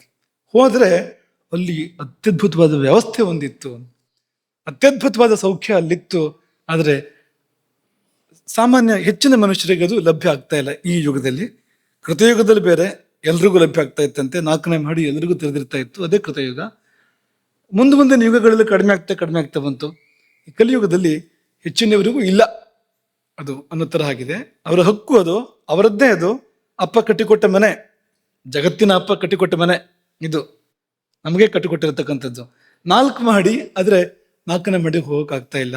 ಎಷ್ಟೋ ಜನರಿಗೆ 3ನೇ ಮಹಡಿಗೂ ಹೋಗಕ್ಕಾಗ್ತಾ ಇಲ್ಲ, ನಿದ್ದೆ ಬರ್ತಾ ಇಲ್ಲ. ಎಷ್ಟೋ ಜನರಿಗೆ 2ನೇ ಮಹಡಿಗೆ ಸ್ವಪ್ನಕ್ಕೆ ಹೋದ್ರು ಒಳ್ಳೆ ಸ್ವಪ್ನಗಳು ಬೀಳ್ತಾ ಇಲ್ಲ, ದುಸ್ವಪ್ನವೇ ಹೋದಾಗ ಕಿರಿಕಿರಿಯೇ ಅಲ್ಲಿ. ಕಾರಣ ಎಚ್ಚರದ ಜೀವನ ಸರಿ ಇಲ್ಲ ಅಂತ ಅಷ್ಟೇ ಅರ್ಥ ಅದಕ್ಕೆ. ಹಾಗಾಗಿ ಒಳ್ಳೆ ಸ್ವಪ್ನಗಳು ಬೀಳೋದಿಲ್ಲ. ನಿನ್ನೆ ನಿಮ್ಗೆ ಹೇಳಿದ್ರು, ಹಾಲು ಕುಡಿದು ನಿದ್ದೆ ಮಾಡಿ, ಕುಡಿದು ಕೂಡಲೇ ಅಲ್ಲ, ಸಮಯ ಬಿಡಬೇಕು ಒಂದು ಸ್ವಲ್ಪ ಅದಕ್ಕೆ. ಹಾಗೆ ಮಾಡಿದ್ರೆ ಒಳ್ಳೆ ಸ್ವಪ್ನಗಳು ಬೀಳ್ತವೆ, ಸುಸ್ವಪ್ನಗಳು ಬೀಳ್ತವೆ, ಅಲ್ಲೊಂದು ಸುಖ ಅನುಭವ ಮಾಡ್ಬೋದು, ಒಳ್ಳೆ ಸೂಚನೆಗಳು ಸಿಗ್ಬೋದು ಜೀವನಕ್ಕೆ. ಅದಿದೆ ಅಂತ. ಹೀಗೆ ಇಂಥ ಸುಖಗಳಲ್ಲಿ 3ನೇ ಸ್ತರದ ಶ್ರೇಷ್ಠ ಸುಖ ಅಲ್ಲಿ ಲಭ್ಯ ಆಗ್ತದೆ ನಿದ್ದೆಯಲ್ಲಿ. ಇನ್ನು ಚರಕ ಸೂತ್ರದಲ್ಲಿ ಅದಕ್ಕೆ ಇನ್ನೂ ಬೇರೆ ರೀತಿಯ ಚೂರು ವಿಸ್ತೃತವಾದ ಫಲಗಳನ್ನ ಹೇಳಿದ್ದಾರೆ. ಎರಡೂ ರೀತಿಯ ಫಲಗಳನ್ನ ಹೇಳಿದ್ದಾರೆ. ಸರಿಯಾದ್ರೆ ಸರಿಯಾಗದೇ ಇದ್ರೆ ಎರಡನ್ನೂ ಹೇಳಿದ್ದಾರೆ. ನಿದ್ರಾಯತ್ತಂ ಸುಖಂ ದುಃಖಂ. ನಿದ್ರಾಯತ್ತಂ ನಿದ್ರೆಗೆ ಅಧೀನ ಯಾವುದು? ನಿದ್ರಾಯತ್ತಂ ಸುಖಂ ದುಃಖಂ ಪುಷ್ಟಿ ಕಾರ್ಶ್ಯಂ ಬಲಾಬಲಂ ವೃಷತ ಕ್ಲೀಬತ ಜ್ಞಾನಂ ಅಜ್ಞಾನಂ ಜೀವಿತಂ ನಚ. ಇಷ್ಟು ನಿದ್ದೆಗಧೀನ ಅಂತ ಅಲ್ಲಿವರೆಗೆ ಹೇಳಿದ್ರು. ಸುಖ ದುಃಖ ನಿದ್ದೆಗಧೀನ, ನಿದ್ದೆಯಿಂದಲೇ ಬರುವಂಥದ್ದು. ಸರಿಯಾದ್ರೆ ಸುಖ, ಸರಿಯಾಗದಿದ್ರೆ ಏನೋ ಅಂತ ನಿಮ್ಗೆ ಗೊತ್ತಿದೆ. ನಿದ್ದೆ ಸರಿಯಾಗದಿದ್ರೆ ರಾತ್ರಿ ಮಲಿಗೆ ನಿದ್ದೆ ಬರದಿದ್ರೆ ಅಲ್ಲೇ ದುಃಖ ಅನುಭವ ಮಾಡ್ಬೋದು ಅಂತ. ಗಂಟೆ ನೋಡೋದು, ಆ ಕಡೆ ತಿರುಗೋದು, ಈ ಕಡೆ ತಿರುಗೋದು, ಅದಕ್ಕೆ ಸರಿ ಮಾಡ್ಕೊಡೋದು, ಒಂದ್ಸರಿ ಎದ್ದು ಸುತ್ತ ನೋಡೋದು, ಬೆಳಗಾಯ್ತಾ ನೋಡೋದು, ಮತ್ತೆ ಮಲ್ಕೊಳ್ಳೋದು. ಎಷ್ಟು ಕಷ್ಟ ಆಗ್ಬೋದು ಅಂದರೆ ನಿದ್ದೆ ಬಂದಾಗ ಏನು ಸುಖ ಇದೆಯೋ ಅಷ್ಟೇ ಕಷ್ಟ ನಿದ್ದೆ ಬರದೇ ಹೋದರೆ ಮಲ್ಕೊಂಡೇ ಇರಬೇಕು ಅಂತಾದರೆ ಆ ಸಮಯದಲ್ಲಿ ಬರುತ್ತೆ ನೋಡಿ. ಅದು ಮಾತ್ರ ಅಲ್ಲ, ಇಡೀ ಜೀವನವನ್ನೇ ಹದಗೆಡಿಸೋದ್ರಿಂದ ಅದು ನಿದ್ದೆ ಸುಖ ದುಃಖಗಳಿಗೆ ಕಾರಣ ಆಗತ್ತೆ. ಸರಿಯಾದಾಗ ಸರಿಯಾಗದೇ ಇದ್ದಾಗ. ಭೂತಧಾತ್ರಿ ಕಾಲರಾತ್ರಿ. ಭೂತಧಾತ್ರಿ ಆದಾಗ ಸುಖ, ಕಾಲರಾತ್ರಿ ಆದಾಗ ದುಃಖ. ಪುಷ್ಟಿ ಮತ್ತು ಕಾರ್ಶ್ಯ. ನಿದ್ದೆ ಅಂದರೆ ಪುಷ್ಟಿಯೂ ಇದೆಯಂತೆ. ದೇಹಕ್ಕೆ ಪುಷ್ಟಿ ನಿದ್ದೆಯಿಂದ ಬರೀ ಆಹಾರದಿಂದ ಮಾತ್ರ ಅಲ್ಲ, ನಿದ್ದೆಯಿಂದಲೂ ಕೂಡ. ನಿದ್ದೆ ಅತಿ ಆದರೆ ಸ್ವಲ್ಪ ಜಾಸ್ತಿ ಪುಷ್ಟಿ ಆಗ್ತದೆ. ಹೀಗಾಗ್ತಾ ಬರ್ತಾನೆ. ನಿದ್ದೆ ಜಾಸ್ತಿ ಆಗ್ತಾ ಹೋದಾಗೆ, ಅಕಾರದ ನಿದ್ದೆ ಮಾಡಿದಾಗೆ, ಕಫ ವಿಕಾರ ಆದಾಗ, ಕಫಧಾತು ವಿಕಾರ ಆದಾಗ ಸ್ಥೂಲಕಾಯನಾಗ್ತಾನೆ. ಆ ಕಡೆಯಿಂದಲೂ ಜಾಸ್ತಿ ತಿಂದರೆ ನಿದ್ದೆನೂ ಜಾಸ್ತಿ ಆಗ್ತದೆ ಅದ್ರ ಪಕ್ಕದಲ್ಲಿ. ಯಥಾ ಪ್ರಕಾರ ಸ್ಥೂಲಕಾಯ ಅಂತ. ಹಾಗೆ ಪುಷ್ಟಿ ಅನ್ನೋದು ಅದನ್ನು ಹೇಳ್ತಾ ಇರುವಂಥದ್ದಲ್ಲ. ಇದು ಬೇಕಾದ ಪುಷ್ಟಿ, ಬೇಕಾದ ಪೋಷಣೆ ಅಂತ ಅದನ್ನು ಹೇಳ್ತಾ ಇರುವಂಥದ್ದು. ಕಾರ್ಶ್ಯಂ. ಸರಿಯಾಗದಿದ್ರೆ ಕೃಷಿತ್ವ ಉಂಟಾಗತ್ತೆ. ನಿದ್ದೆ ಸರಿಯಾಗದೇ ಇದ್ರೆ ಬಲಾಬಲಂ. ಸರಿಯಾದರೆ ಬಲ, ಸರಿಯಾಗದೇ ಇದ್ರೆ ದೌರ್ಬಲ್ಯ. ಪುರುಷತ ಕ್ಲೀಬತ. ನಿದ್ದೆ ಸರಿಯಾದರೆ ಪುರುಷತ್ವ, ಆಸಕ್ತಿಯ ವೃದ್ಧಿ. ಅದು ಸರಿಯಾಗದಿದ್ರೆ ನಪುಂಸಕತ್ವ. ಪುರುಷನಿಗಾಗಲಿ ಸ್ತ್ರೀಗಾಗಲಿ ಅವ್ರವ್ರಿಗೆ ತಕ್ಕಂತೆ ಸಂತಾನೋತ್ಪಾದನೆಯ ಶಕ್ತಿ ಏನಿದೆ ಅದು ದೇವರು ಕೊಟ್ಟಿರ್ತಕ್ಕಂಥ ವರ. ಅದು ಜ್ಞಾನ ಸಂತಾನ ಬೆಳಿಬೇಕು, ಸತ್ವ ಸಂತಾನ ಬೆಳಿಬೇಕು, ಧರ್ಮ ಸಂತಾನ ಬೆಳಿಬೇಕು. ಅದಕ್ಕೋಸ್ಕರ ಅಂತ ಪ್ರಕೃತಿ ಕೊಟ್ಟಿರುವಂಥದ್ದು. ಮಾತ್ರ ಅಲ್ಲ, ನಮಗೆ ಮುಂದೆ ಒಳ್ಳೆಯದು. ಮುಂದಿನ ಪೀಳಿಗೆ ಇದ್ದಾಗ ಅದು ನಮ್ಮ ಮರಣ ನಂತರದ ಭವಿಷ್ಯಕ್ಕೆ ತುಂಬ ಒಳ್ಳೆಯದು, ತುಂಬ ಶ್ರೇಯಸ್ಕರವಾಗಿರುವಂಥದ್ದು. ಅದಕ್ಕೆ ತುಂಬ ಉತ್ತಮ ಅವಕಾಶಗಳು ನಿದ್ದೆ ಸರಿಯಾಗಿ ಆದಾಗ. ಆಗದೇ ಇದ್ರೆ ಸಂತಾನ ಶಕ್ತಿಯ ಹರಣವನ್ನು, ಪುರುಷತ್ವದ ಹರಣವನ್ನು ಅದು ಮಾಡುತ್ತೆ ಅನಿದ್ರೆ ಅನ್ನುವಂಥದ್ದು. ಜ್ಞಾನಂ ಅಜ್ಞಾನಂ. ವಿಮಲವಾದ ಜ್ಞಾನ ಸರಿಯಾದ ನಿದ್ರೆಯಿಂದ, ಸುನಿದ್ರೆಯಿಂದ. ಅನಿದ್ರೆ ಜ್ಞಾನವನ್ನು ಹರಣ ಮಾಡುತ್ತೆ, ಅರಿವು ಮರೆವು ಅನ್ನೋ ಹಾಗೆ ಅಂತ. ಹಾಗಾಗಿ ಪರಮಜ್ಞಾನಕ್ಕೂ ಕೂಡ ನಿದ್ರೆ ಪೀಠಿಕೆ. ಪರಮಾತ್ಮ ಸಾಕ್ಷಾತ್ಕಾರಕ್ಕೂ ಪರಮಜ್ಞಾನಕ್ಕೂ ಸರಿಯಾದ ನಿದ್ದೆ ಅನ್ನೋದು ಪೀಠಿಕೆ. ಕೊಟ್ಟ ಕೊನೆಯಲ್ಲಿ ಬದುಕು ಮತ್ತು ಸಾವು ಅಂತ. ಬದುಕು ನಿದ್ರೆಯಿಂದ, ಸಾವು ನಿದ್ರೆಯಿಂದ. ಸರಿಯಾಗಿ ನಿದ್ದೆ ಮಾಡಿದ್ರೆ ಬೇಗ ಸಾಯ್ಬೋದು ಅಂತ ಅರ್ಥ ಅದಕ್ಕೆ. ಹೀಗೆ ಸಕಾಲದಲ್ಲಿ ಬಂದಾಗ ಆ ಸಿದ್ಧಯೋಗಿನಿಯನ್ನು, ನಿದ್ರಾದೇವಿಯನ್ನು ಸ್ವಾಗತ ಮಾಡದೇ ಇದ್ರೆ ಅವಳೇ ಅಕಾಲದಲ್ಲಿ ಬರ್ತಾಳೆ. ರೂಪಾಂತರ. ಅದು ಅನುಗ್ರಹ ಕೊಡ್ಲಿಕ್ಕೆ ಬರುವಂಥದ್ದಲ್ಲ, ಶಪಿಸಲಿಕ್ಕೆ ಬರುವಂಥದ್ದು. ಅದು ದುರ್ದೇವತೆ ಆಗ ಬರುವಂಥದ್ದು. ಹಾಗಾಗಿ ಕಾಲರಾತ್ರಿಯಾಗಿ ಬರ್ತಾಳೆ ಆಗ ಅವಳು. ಅಂದ್ರೆ ಏನರ್ಥ? ರಾತ್ರಿ ನಿದ್ದೆ ಮಾಡದೇ ಇದ್ರೆ, ನಿದ್ದೆ ಮಾಡ್ಬೇಕಾದ ಸಮಯದಲ್ಲಿ ಮಾಡದೇ ಇದ್ರೆ ಹಗಲು ನಿದ್ದೆ ಬರುತ್ತಾ ಇಲ್ವೋ? ಬರುತ್ತೆ ಅಲ್ವಾ? ಅಲ್ಲಿ ತುಂಬಾ ಸಮಸ್ಯೆಗಳಿದೆ. ಸಂಧ್ಯಾಕಾಲದ ನಿದ್ರೆ ಮತ್ತು ಅದು ಅನರ್ಥ. ಅದು ಸಂಧ್ಯಾಕಾಲದ ನಿದ್ರೆ ಮಹದ ಅನರ್ಥ ಅದು. ಹಾಗೆ ಹಗಲು ನಿದ್ದೆಯು ಕೂಡ ತುಂಬಾ ಅನರ್ಥಗಳನ್ನು ತರುವಂಥದ್ದು. ಅದನ್ನ ಈ ಭಾಷೆಯಲ್ಲಿ ಹೇಳುವಂಥದ್ದು. ಅಂದ್ರೆ ನೀವು ಸರಿಯಾದ ಸಮಯಕ್ಕೆ ಮಾಡದೇ ಇದ್ದ, ಸರಿಯಾದ ಸಮಯದಲ್ಲಿ ಅವಳು ಬಂದಾಗ ಸ್ವಾಗತ ಮಾಡಿ ನಿಮ್ಮನ್ನು ನೀವು ಕೊಟ್ಟುಕೊಂಡಿದ್ರೆ ಅನುಗ್ರಹ ಮಾಡ್ತಾ ಇದ್ಲು. ದೂಡಿದ್ರೆ, ಬಾಗಿಲು ಹಾಕಿದ್ರೆ, ಆ ಕಡೆ ತಿರುಗಿದ್ರೆ ಹೋಗ್ಬಿಡ್ತಾಳೆ ಅವಳು. ಮತ್ತೆ ಬರುವಾಗ ಮತ್ತೆ ಬರ್ತಾಳೆ, ಬರದೇ ಇರೋದಿಲ್ಲ ಅವಳು. ಅಕಾಲದಲ್ಲಿ ಬರ್ತಾಳೆ. ಅದು ಶಾಪ, ಆಗ್ರಹ ಅದು. ತಸ್ಮಾತ್ ನ ಜಾಗರ್ಯಾದ್ ರಾತ್ರವು. ಸುಶ್ರುತರು ಹೇಳ್ತಾರೆ, ರಾತ್ರಿ ಜಾಗರಣ ಮಾಡಬೇಡ, ರಾತ್ರಿ ಎಚ್ಚರವಾಗಿರ್ಬೇಡ. ದಿವಾ ಸ್ವಪ್ನಂಚ ವರ್ಜಯೇತ್. ಹಗಲು ಮಲಗಬೇಡ. ಈ ಎರಡು ನಿಯಮದ ಹಾಕೊಂಡ್ರೆ ಒಂದೇ ನಿಯಮ. ರಾತ್ರಿ ಮಲಗಿದ್ರೆ ಮತ್ತೆ ಹಗಲು ಬೇಕಾಗೋದಿಲ್ಲ. ಹಾಗಾಗಿ ರಾತ್ರಿ ಎಚ್ಚರ ಮತ್ತು ಹಗಲಿನ ನಿದ್ರೆ, ಇದೆರಡು ಕೂಡ ಅನರ್ಥ, ಇದೆರಡು ಕೂಡ ತೊಂದರೆ. ಜ್ಞಾತ್ವ ದೋಷಕರಾವೇತು ಬುಧ ಬುಧ ಸ್ವಪ್ನಂ ಮಿತಂ ಚರೇತ್. ಬುಧ ಬಲ್ಲವನಾಗು, ತಿಳ್ಕೊ, ಇದನ್ನ ಅರ್ಥ ಮಾಡ್ಕೊ. ಸ್ವಪ್ನಂ ಮಿತಂ ಚರೇತ್, ತೂಗಿ ನಿದ್ದೆಯನ್ನು ಮಾಡು. ಯಾವಾಗ ಎಷ್ಟು ಎನ್ನುವ ತೂಕದಲ್ಲಿ ನಿದ್ದೆಯನ್ನು ಮಾಡು. ಏನಾಗುತ್ತೆ ಹಗಲು ನಿದ್ದೆ ಮಾಡಿದ್ರೆ? ಮಾಡ್ಬೋದೋ ಇಲ್ವೋ ಅಂದ್ರೆ, ಸರ್ವರ್ತುಷು ದಿವಾಸ್ವಾಪ ಪ್ರತಿಷಿದ್ಧ. ಎಲ್ಲ ಋತುಗಳಲ್ಲಿ ಕೂಡ ದಿವಾಸ್ವಾಪ, ಹಗಲು ನಿದ್ದೆ ಅನ್ನೋದು ಪ್ರತಿಷಿದ್ಧ, ನಿಷೇಧ ಇದೆ, ಮಾಡಬಾರ್ದು ಅಂತ. ಆಯುರ್ವೇದ ಒಂದು ಸಣ್ಣ ಅವಕಾಶ ಕೊಟ್ಟಿದೆ. ಅನ್ಯತ್ರ ಗ್ರೀಷ್ಮಾತ್ ಒಂದು ಸಣ್ಣ ಅವಕಾಶ ಕೊಟ್ಟಿದೆ ಆಯುರ್ವೇದ, ಗ್ರೀಷ್ಮ ಋತುವನ್ನು ಬಿಟ್ಟು ಅಂತ. ನೋಡೋಣ ಮತ್ತೆ ಅದನ್ನ. ಈಗ ಯಾವಾಗ ಮಾಡ್ಬೋದು ಅನ್ನೋದನ್ನ ಆಮೇಲೆ ನೋಡೋಣ, ಯಾವಾಗ ಮಾಡಬಾರ್ದು ಅಂತ ಮುಖ್ಯವಾಗಿ ನೋಡೋಣ. ಹಗಲು ನಿದ್ದೆಯನ್ನ ಸರ್ವರ್ತುಷು, ಹೆಚ್ಚಿನ ಋತುಗಳಲ್ಲೂ ಕೂಡ ಮಾಡಬಾರ್ದು ಅಂತ. ಎಷ್ಟು ಮುಖಗಳು ಹರಡಿದ್ವು ಅಂದ್ರೆ ಒಂದ್ಸರ್ತಿ ಇದು ಒಂದು ಅವಕಾಶ ಇದೆ ಅಂತ ಗೊತ್ತಾದಾಗ ಎಷ್ಟು ಜನಕ್ಕೆ ಒಂದು ಸಂತೋಷ ಆಯ್ತು ಅಂದ್ರೆ,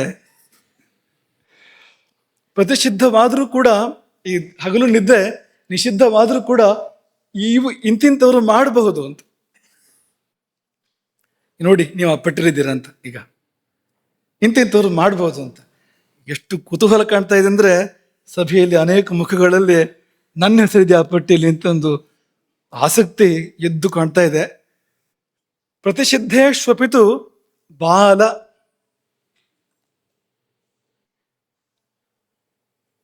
ಎಷ್ಟು ಬಾಲ ಅಂತ ನೋಡ್ಕೋಬೇಕು. ಬಾಲ ಅನ್ನುವಾಗ ಬಾಲ, ವೃದ್ಧ, ಸ್ತ್ರೀ, ಎಲ್ಲ ಸ್ತ್ರೀ ಅಲ್ಲ, ಇಲ್ಲಿ ಸ್ತ್ರೀ ಧರ್ಮವೇ ನೈವೇತ್ಯ ಸಂದರ್ಭಗಳು ಇರ್ತವೆ. ಕೆಲವು ಸ್ತ್ರೀ ಧರ್ಮ ತುಂಬಾ ಜಾಗರೂಕವಾದ ಸಂದರ್ಭಗಳು ಇರ್ತವೆ. ಅಂತ ಸಂದರ್ಭಕ್ಕೆ ಇರುವಂಥದ್ದು ಕರ್ಷಿತ, ತುಂಬಾ ಶ್ರಮ ಆಗಿದೆ, ಶರೀರ ಬಳಲಿದೆ. ಕ್ಷತ, ಗಾಯ ಆಗಿದೆ. ಕ್ಷೀಣ, ತುಂಬಾ ದುರ್ಬಲನಾಗಿದ್ದಾನೆ, ಧಾತುಕ್ಷಯ ಏರ್ಪಟ್ಬಿಟ್ಟಿದೆ, ತುಂಬಾ ದುರ್ಬಲನಾಗಿದ್ದಾನೆ. ಮದ್ಯ, ಅದನ್ನು ಹೇಳ್ಬೇಕು ಅಂತಿಲ್ಲ ಅದ್ರ ಬಗ್ಗೆ.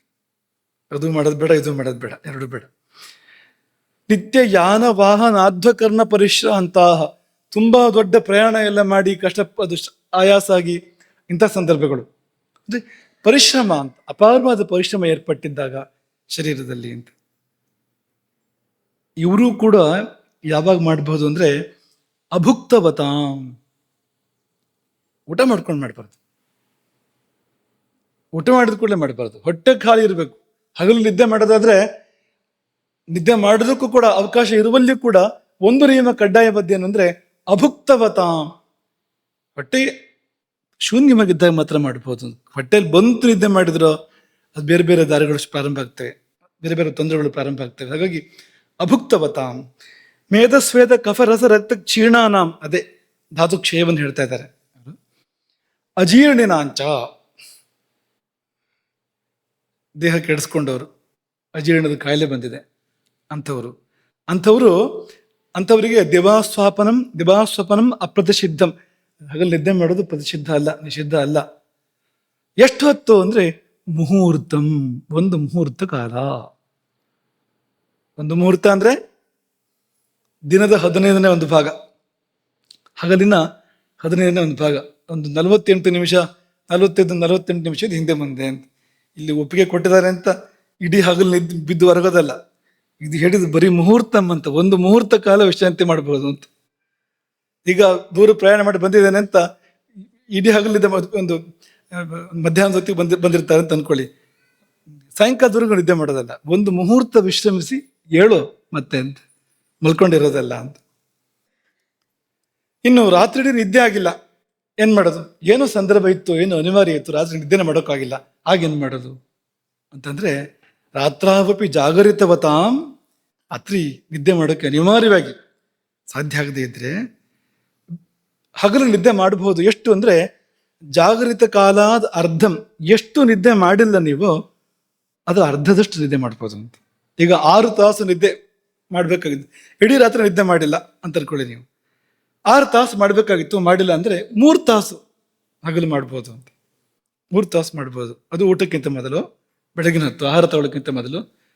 ಆಹಾರ ತಗೊಳ್ಳೋಕ್ಕಿಂತ ಮೊದಲು ಅಂದ್ರೆ ಎದ್ದು ಕೂಡಲೇ ನಾವು ಕಾಫಿ ಕುಡಿತೀವಲ್ಲ ಅಂದ್ರೆ ಏನು ಮಾಡೋಕ್ಕಾಗೋದಿಲ್ಲ, ಕುಡಿಬಿಟ್ಟಿದ್ನಷ್ಟೇ, ಕುಡಿದು ಬಿಟ್ರೆ ನಿದ್ದೆ ಮಾಡೋಕ್ಕಾಗಿಲ್ಲ.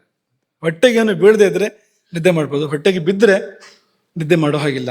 ಹಾಗಾಗಿ ಜಾಗೃತ ಕಾಲಾದ ಅರ್ಧಮಿಷ್ಯತೆ ದಿವಾಸ್ವಪನಂ ಅನ್ನೋದು ಆಯುರ್ವೇದದ ಅಭಿಪ್ರಾಯ. ನೀವು ಧರ್ಮಶಾಸ್ತ್ರಕ್ಕೆ ಹೋದ್ರೆ ಇದೆಲ್ಲ ಕಾಣಿಸೋದಿಲ್ಲ ನಿಮಗೆ. ಆಯುರ್ವೇದದವರು ಆರೋಗ್ಯದ ದೃಷ್ಟಿಯಿಂದ ಹೇಳುವಾಗ ಈ ಮಾತುಗಳನ್ನು ಹೇಳಿದ್ದಾರೆ. ಹಾಗಾಗಿ ಸೂರ್ಯೋದಯದ ನಂತರ, ಅದು ಸಂಧ್ಯಾಕಾಲ ಅಲ್ಲ, ಸೂರ್ಯೋದಯದ ನಂತರ ರಾತ್ರಿ ಎಷ್ಟು ನಿದ್ದೆ ಆಗಿಲ್ವೋ 2 ತಾಸು ನಿದ್ದೆ ಕಡಿಮೆ ಆಗಿದೆ ಅಂದರೆ 1 ತಾಸು ಮಾಡಿ. ಆಹಾರಕ್ಕಿಂತ ಮೊದಲು ಮಾಡಿ, ಆಹಾರದ ನಂತರ ಮಾಡಬೇಡಿ. ಆಹಾರದ ನಂತರ ಯಾವುದೇ ಕಾರಣಕ್ಕೂ ಮಾಡಬೇಡಿ. ಮಾಡಿದರೆ ಅಥವಾ ಒಟ್ಟು ಎಲ್ಲ ಸರಿ ಇದ್ದಾಗಲೂ ಕೂಡ ಹಗಲಿದ್ದ ಮಾಡಿದರೆ ಅಂತಂದ್ರೆ ವಿಕೃತಿರ್ಹಿ ದಿವಾ ಸ್ವಪ್ನವು ನಾಮ. ಅದೇ ಮಾತಿನ ಮುಂದುವರಿಕೆ ಇದು. ವಿಕೃತಿರ್ಹಿ ದಿವಾ ಸ್ವಪ್ನವು ನಾಮ. ಈ ದಿವಾ ಸ್ವಪ್ನ, ಹಗಲು ನಿದ್ದೆ ಅನ್ನೋದು ಒಂದು ವಿಕಾರ, ಅದು ಪ್ರಕೃತಿ ಅಲ್ಲ, ಅದೊಂದು ವಿಕಾರ. ಏನಾಗ್ತದೆ? ತತ್ರ ಸ್ವಪತಾಂ, ಹಗಲು ನಿದ್ದೆ ಮಾಡುವವರಿಗೆ ಅಧರ್ಮ, ಪಾಪ ಬರ್ತದೆ. ಮೊಟ್ಟ ಮೊದಲನೇದಾಗಿ ಪಾಪ ಸಂಗ್ರಹ ಅಂತ, ಇದು ಕಷ್ಟದ್ದು. ಯಾಕೆಂದ್ರೆ ಆರೋಗ್ಯದ ಕಾರಣಕ್ಕೆ ಏನಾದ್ರು ಅಂದ್ರೆ ಬೇರೆ ಬೇರೆ ಕಾರಣಗಳಿಗೆ ಮಲಗಿದ್ರು ಕೂಡ ಇದಕ್ಕೊಂದು ಪ್ರತಿಕ್ರಿಯೆ ಬೇಕೇ ಬೇಕಾಗ್ಬೋದು ಅಂತ, ಪಾಪಕ್ಕೆ ಅಂತ. ಹಾಗಾಗಿ ಅಧರ್ಮ. ಆಮೇಲೆ ಅದು ಬಿಟ್ಬಿಡಿ, ಪಾಪ ಗೀಪ ನಮ್ಗೆ ಗೊತ್ತಿಲ್ಲ. ಈ ಶರೀರದಲ್ಲಿ ಏನಾಗುತ್ತೆ ಹೇಳಿ ಅಂದ್ರೆ ಸರ್ವದೋಷ ಪ್ರಕೋಪಶ್ಚ ಅಂತ ಏನಿದೆಯೋ ಎಲ್ಲವೂ ವಿಕಾರ ಆಗ್ತಾ ಹೋಗ್ತದೆ. ಸರ್ವದೋಷ ಅಂದ್ರೆ ವಾತ ಪಿತ್ತ ಕಫ ಇರದೆ ಮೊದಲು ಏನಿದೆಯೋ ಅದೆಲ್ಲ ಇದರದ್ದ ರೂಪಾಂತರಗಳು. ಶರೀರದಲ್ಲಿ ಏನಿದೆಯೋ ಅಷ್ಟು ಇದರದ್ದೇ ರೂಪಾಂತರಗಳು. ಹಾಗಿರುವಾಗ ಸರ್ವದೋಷ ಪ್ರಕೋಪಶ್ಚ ಅಂದ್ರೆ ಎಲ್ಲವೂ ಪ್ರಕುಪಿತವಾಗ್ತವೆ. ವಾತವೂ ಪ್ರಕುಪಿತ, ಪಿತ್ತವೂ ಪ್ರಕುಪಿತ, ಕಫವೂ ಕೂಡ ಪ್ರಕುಪಿತ. ಅದನ್ನೇ ನಿಮಗೆ ಹಿಂದೆ ಹೇಳಿದ್ದು. ರಾತ್ರಿ ನಿದ್ದೆ ಬಿಟ್ಟಾಗ ವಾತಕೋಪ, ಹಗಲು ನಿದ್ದೆ ಮಾಡಿದಾಗ ಶ್ಲೇಷ್ಮಕೋಪ ಅಥವಾ ಕಫಕೋಪ. ಈ 2 ಕೋಪ ಆದ್ಮೇಲೆ ಮತ್ತೊಂದು ಹೇಗಿರೋದಪ್ಪ? ಈಗ ಕೋಣೆ ಒಳಗೆ 3 ಜನ ವಾಸ ಮಾಡ್ತಾ ಇದ್ದಾರೆ ಅಂದ್ರೆ ಇಬ್ರು ಸಿಟ್ಟು ಬಂದು ಕೂಗಾಡ್ತಾ ಇದ್ದಾರೆ, ಕುಣಿದಾಡ್ತಾ ಇದ್ದಾರೆ ಅಂದ್ರೆ ಮತ್ತೊಬ್ಬ ಶಾಂತಿಯಾಗಿರೋದು ಹೇಗೆ ಅಂತ ಅವನಿಗೂ ತಲೆ ಕೆಡ್ತದೆ ಅಂತ. ಹಾಗೆ ಅದು ಅಂತ. ಹಾಗಾಗಿ 3ನೇದು ಕೂಡ ಕೋಪ ಆಗಲೇಬೇಕು. ಇಲ್ಲಿ ನೇರವಾಗಿ ಹೇಳಿದ್ರು ಸರ್ವದೋಷ ಪ್ರಕೋಪಶ್ಚ ಅಂತ, ಎಲ್ಲವೂ ಕೂಡ ಪ್ರಕುಪಿತವಾಗ್ತವೆ. ಆದ್ರೆ ಆಗಲಿ ಬಿಡಿ, ಏನೀಗ ಅಂದ್ರೆ ಅಷ್ಟಕ್ಕೆ ಸುಮ್ಮನೆ ಇಲ್ಲ. ಅದು ಆದ್ರೆ ಹಾಗೆ ಸುಮ್ಮನೆ ಇರೋದಿಲ್ಲ ಪ್ರಕೋಪ ಆಗಿ. ಆದ್ರೆ ಅದಕ್ಕೆಲ್ಲ ಪ್ರಸಾದ ಇದೆ. ಮತ್ತೆ ಈ ಪೂಜೆಗೆ ಪ್ರಸಾದ ಇದ್ದ ಹಾಗೆ ಈ ಧಾತು ದೋಷ ಕೋಪಗಳಿಗೆ ಪ್ರಸಾದ ಇದೆ. ಪ್ರಸಾದ ಏನಂದ್ರೆ ತತ್ ಪ್ರಕೋಪಾಚ್ಚ ಕಾಸ ಶ್ವಾಸ ಪ್ರತಿಶ್ಯಾಯ ಶಿರೋಗೌರವ ಅಂಗಮರ್ದ ಅರೋಚಕ ಜ್ವರ ಅಗ್ನಿ ದೌರ್ಬಲ್ಯಾನಿ ಭವಂತಿ. ಸಾಕಬೇಕ, ಇದು ಪಟ್ಟಿ. ಇದು ಅಡ್ಡ ಪರಿಣಾಮಗಳು ಏನೆಲ್ಲ ಆಗ್ಬಹುದು ಅನ್ನೋದ್ರ ಪಟ್ಟಿ ಇದು. ಇದು ಮುಗ್ದಿಲ್ಲ, ಈ ಪಟ್ಟಿ ಅಪೂರ್ಣ. ಇದು ಇನ್ನೂ ಇದೆ ಅಂತ. ಮತ್ತೆ ಈ ಒಂದೊಂದು ಕೂಡ ಭಯಂಕರ. ಅರೋಚಕ ಅಂದ್ರೆ ಏನು? ಪ್ರಕ್ಷಿಪ್ತಂತು ಮುಖೇ ಚಾನ್ನಂ ಜಂತೋರ್ನ ಸ್ವದತೆ ಮುಹುಹು ಅರೋಚಕಸ್ಸ ವಿಜ್ಞೇಯ. ತುತ್ತನ್ನ ಬಾಯೊಳಗೆ ಇಟ್ಟರೂ ಕೂಡ ನುಂಗಬೇಕು ಅಂತ ಅನ್ಸೋದಿಲ್ಲ ಅಂತ, ರುಚಿ ಅನುಭವಕ್ಕೆ ಬರೋದಿಲ್ಲ, ರುಚಿ ಅಂತ ಅನ್ಸೋದಿಲ್ಲ ಅಂತ. ಅರೋಚಕ ಅಂದ್ರೆ ಅದು ಅಂತ, ಆ ಸ್ಥಿತಿ ಅಂತ. ಇಲ್ಲಿಗೆ ಕರ್ಕೊಂಡು ಹೋಗ್ಬೋದು ಅದು ಅಂತ, ಅಷ್ಟು ವ್ಯಾಪ್ತಿ ಇದೆ ಅದಕ್ಕೆ. ಇನ್ನುಳಿದವು ಕೂಡ ನಿಮಗೆಲ್ಲ ಗೊತ್ತಾಗುವಂಥದ್ದು, ಕಾಸ ಶ್ವಾಸ ಇತ್ಯಾದಿಗಳೆಲ್ಲ ಗೊತ್ತಿರುವಂಥದ್ದು. ಎಲ್ಲ ಅಂತ ಅನೇಕ ಅನರ್ಥಗಳಾಗ್ತವೆ ಅಂತ. ಮಧುಮೇಹ ಅದು ಬೇಕು ಅಂದ್ರೆ ಹಗಲು ನಿದ್ದೆ ಮಾಡಬೇಕು ಚೆನ್ನಾಗಿ. ಅದು ಊಟ ಮಾಡ್ಕೊಂಡು ನಿದ್ದೆ ಮಾಡಬೇಕು. ಒಳ್ಳೆ ಮಧುಮೇಹಕ್ಕೆ ಬಾಗಿಲು ತೆಗೆದಿಟ್ಟಾಗೆ ಅಂತ. ಸಕ್ಕರೆ ಕಾಯಿಲೆ ಅದು ಬರ್ಲಿಕ್ಕೆ ಒಳ್ಳೆ ಅವಕಾಶ ಅಂತ. ಅದು ಮಾತ್ರ ಅಲ್ಲ, ಸಕ್ಕರೆ ಕಾಯಿಲೆ ಹೇಳುವಾಗ ಹಾಸ್ಯ ಸುಖಂ ಸ್ವಪ್ನ ಸುಖಂ, ಅಕಾರದ ನಿದ್ರೆ ಅನ್ನೋದು ಇದಕ್ಕೆ ಒಂದು, ಅದು ಮಧುಮೇಹಕ್ಕೊಂದು ಮಾರ್ಗ ದಾರಿ. ಹಾಗಾಗಿ ನಿಮಗೆ ಸಕ್ಕರೆ ಕಾಯಿಲೆ ಬೇಕು ಅಂತಿದ್ರೆ ಹಗಲು ಅಥವಾ ಅಕಾಲದಲ್ಲಿ ನಿದ್ದೆ ಮಾಡಿ. ಸಕ್ಕರೆ ಅಂತ ಜೀವನ ಬೇಕು ಅಂತಿದ್ರೆ ರಾತ್ರಿಯ ನಡುವಿನ 2 ಯಾಮಗಳಲ್ಲಿ ನಿದ್ದೆ ಮಾಡಿ. ಆರೋಗ್ಯವಾಗಿರ್ಬೇಕಲ್ವ, ಕೊನೆ ಪಕ್ಷ ಶರೀರ ಚೆನ್ನಾಗಿರ್ಬೇಕಲ್ವಾ. ಹಾಗಾಗಿ ಅದು ಮಾತ್ರವಲ್ಲ, ಹೃದ್ರೋಗ, ರಕ್ತದೊತ್ತಡ ಇಂಥದ್ದು. ಈಗ ನೀವು ಆಧುನಿಕ ವೈದ್ಯರನ್ನೇ ಕೇಳಿ, ಅವ್ರು ಹೇಳ್ತಾರೆ ನೀವು ಚೆನ್ನಾಗಿ ನಿದ್ದೆ ಮಾಡಿ, ಇಲ್ಲಿದ್ರೆ ನಿಧಾನಕ್ಕೆ ಹೃದ್ರೋಗ ಬರ್ಬೋದು, ರಕ್ತದೊತ್ತಡ ಬರ್ಬೋದು ಅಂತ ಹೇಳ್ತಾರೆ ಅವರು. ರಾತ್ರಾವಪಿ ಜಾಗರಿತವತಾಂ ವಾತಪಿತ್ತ ನಿಮಿತ್ತ ತಯೇವ ಉಪದ್ರವಾ ಭವಂತಿ. ಈ ಹಗಲು ನಿದ್ದೆ ಮಾಡಿದ್ರೆ ಮಾತ್ರ ಅಲ್ಲ, ನಾನು ಹಗಲು ನಿದ್ದೆ ಮಾಡೋದಿಲ್ಲ, ರಾತ್ರಿ ನಿದ್ದೆಗೆ ಇಡ್ತೇನೆ ಅಷ್ಟೇ ಅಂದ್ರೆ ಇದೇ ಫಲ ಅಂತ ಅದಕ್ಕೂ ಕೂಡ ಅಂತ. ರಾತ್ರಾವಪಿ ಜಾಗರಿತವತಾಂ ತಯೇವ ಉಪದ್ರವಾ ಭವಂತಿ. ವಾತಪಿತ್ತಗಳು ಕುಪಿತಗೊಳ್ತವೆ, ಇದೇ ಉಪದ್ರವ ಆಗಲೂ ಕೂಡ ಆಗುವಂಥದ್ದು ಅಂತ. ಅಷ್ಟಾಂಗ ಸಂಗ್ರಹದ ಸೂತ್ರಸ್ಥಾನದಲ್ಲಿ ಆಚಾರ್ಯ ಇಂದು ಈ ರೀತಿಯಲ್ಲಿ ಹೇಳ್ತಾರೆ. ಯತದೇವ ಉಚ್ಯತೆ ಸಾನಿದ್ರಾ ಅಕಾಲೆ ಅಂದರೆ ವಕ್ಷ್ಯಮಾಣೆ ತದುಪಯೋಗ ಪ್ರತಿಷಿದ್ಧೇ ಕಾಲೇ ಅಪಿ ಅಪಿ ಸ್ವಲ್ಪೋಪಸೇವಿತ, ಸ್ವಲ್ಪವಾದರೂ ಅಕಾಲದ ನಿದ್ದೆ ಮಾಡಿದರೆ ಅದಕ್ಕೆ ಪರಿಣಾಮ ಇದೆ. ಅಪಿ ಸ್ವಲ್ಪೋಪಸೇವಿತ ತಥಾ ಕಾಲೇಪಿ ಅತ್ಯಂತ ಸೇವಿತ, ಸಕಾಲದಲ್ಲಿ ಆದರೂ ಕೂಡ ಜಾಸ್ತಿ ನಿದ್ರೆ ಮಾಡಿದರೆ, ಅವಧಿ ಮೀರಿ ನಿದ್ದೆ ಮಾಡಿದೆ, ಅದು ಅಕಾಲವೇ ಆಯ್ತದು. ಸರ್ವದಾವ, ಯಾವಾಗಲೂ ನಿದ್ದೆ ಮಾಡ್ತಾ ಇದ್ರೆ, ನೈವವ ನಿದ್ದೆನೇ ಮಾಡದೇ ಇದ್ರೆ, ಹೀಗೆಲ್ಲ ಮಾಡಿದರೆ ಆಯುಹು ಜೀವಿತಂ ಪರಾಕರೋತಿ, ಬದುಕನ್ನೇ ನಾಶ ಮಾಡ್ತದೆ ಅದು. ಜೀವಿತೇಪಿ ವ್ಯಾಧ್ಯಾದಿಭಿ ಸುಖಂ ಪರಾಕರೋತಿ, ಬದುಕಿರುವಾಗಲೂ ಕೂಡ, ಸಾಯೋದು ಬೇಗ ಆಗ್ತದೆ ಅನ್ನೋದು ಒಂದು ವಿಷಯ, ಬದುಕಿರುವಾಗಲೂ ಕೂಡ ಸುಖ ಇಲ್ಲ ಅಂತ ಮಾಡ್ತದೆ ಅದು. ರೋಗಗಳು ಬರ್ತವೆ ಬೇರೆ ಬೇರೆ ರೀತಿಯಿಂದ. ಅದನ್ನೇ ಈ ಧಾತುಕೋಪವನ್ನೇ ಅದನ್ನು ಚರಕರು ಹೇಳುವಾಗ, ರಾತ್ರೋ ಜಾಗರಣಂ ರೂಕ್ಷಂ, ರಾತ್ರಿ ಎಚ್ಚೆತ್ತುಕೊಂಡಿದ್ರೆ ವಾತ ಪ್ರಕೋಪ ಆಗ್ತದೆ. ಸ್ನಿಗ್ಧಂ ಪ್ರಸ್ವಪನಂ ದಿವ, ಹಗಲು ನಿದ್ದೆ ಮಾಡಿದರೆ ಕಫ ಪ್ರಕೋಪ ಆಗ್ತದೆ ಅಂತೇಳಿ. ಇನ್ನೊಂದಕ್ಕೆ ಅವ್ರು ಬೇರೆ ಥರ ಫಲ ಹೇಳಿದ್ದಾರೆ, ನೀವ್ಯಾರು ಕೇಳ್ಬೋದು, ಅದಕ್ಕಿಂತ ಮುಂಚೆ ನಾವೇ ನಿಮಗೆ ಹೇಳ್ಬಿಡ್ತೇವೆ ಅದನ್ನ. ಇದೊಂದು ಸ್ಥಿತಿ ಇದೆ, ಆಸೀನ ಪ್ರಚಲಾಯಿತಂ ಅಂತ ಒಂದು ಸ್ಥಿತಿ. ಆಸೀನ ಪ್ರಚಲಾಯಿತಂ, ಆಸೀನ ಪ್ರಚಲಾಯಿತಂ ಅಂದ್ರೆ, ಆಸೀನ ಅಂದ್ರೆ ಕೂತ್ಕೊಂಡು, ಪ್ರಚಲಾಯಿತಂ ಅಂದ್ರೆ ತೂಗಾಡೋದು, ಕೂತ್ಕೊಂಡೇ ತೂಗಾಡೋದು, ಹಗಲೊತ್ತು ಬರುವಂತ ಒಂದು ಸ್ಥಿತಿ. ಏನಿದು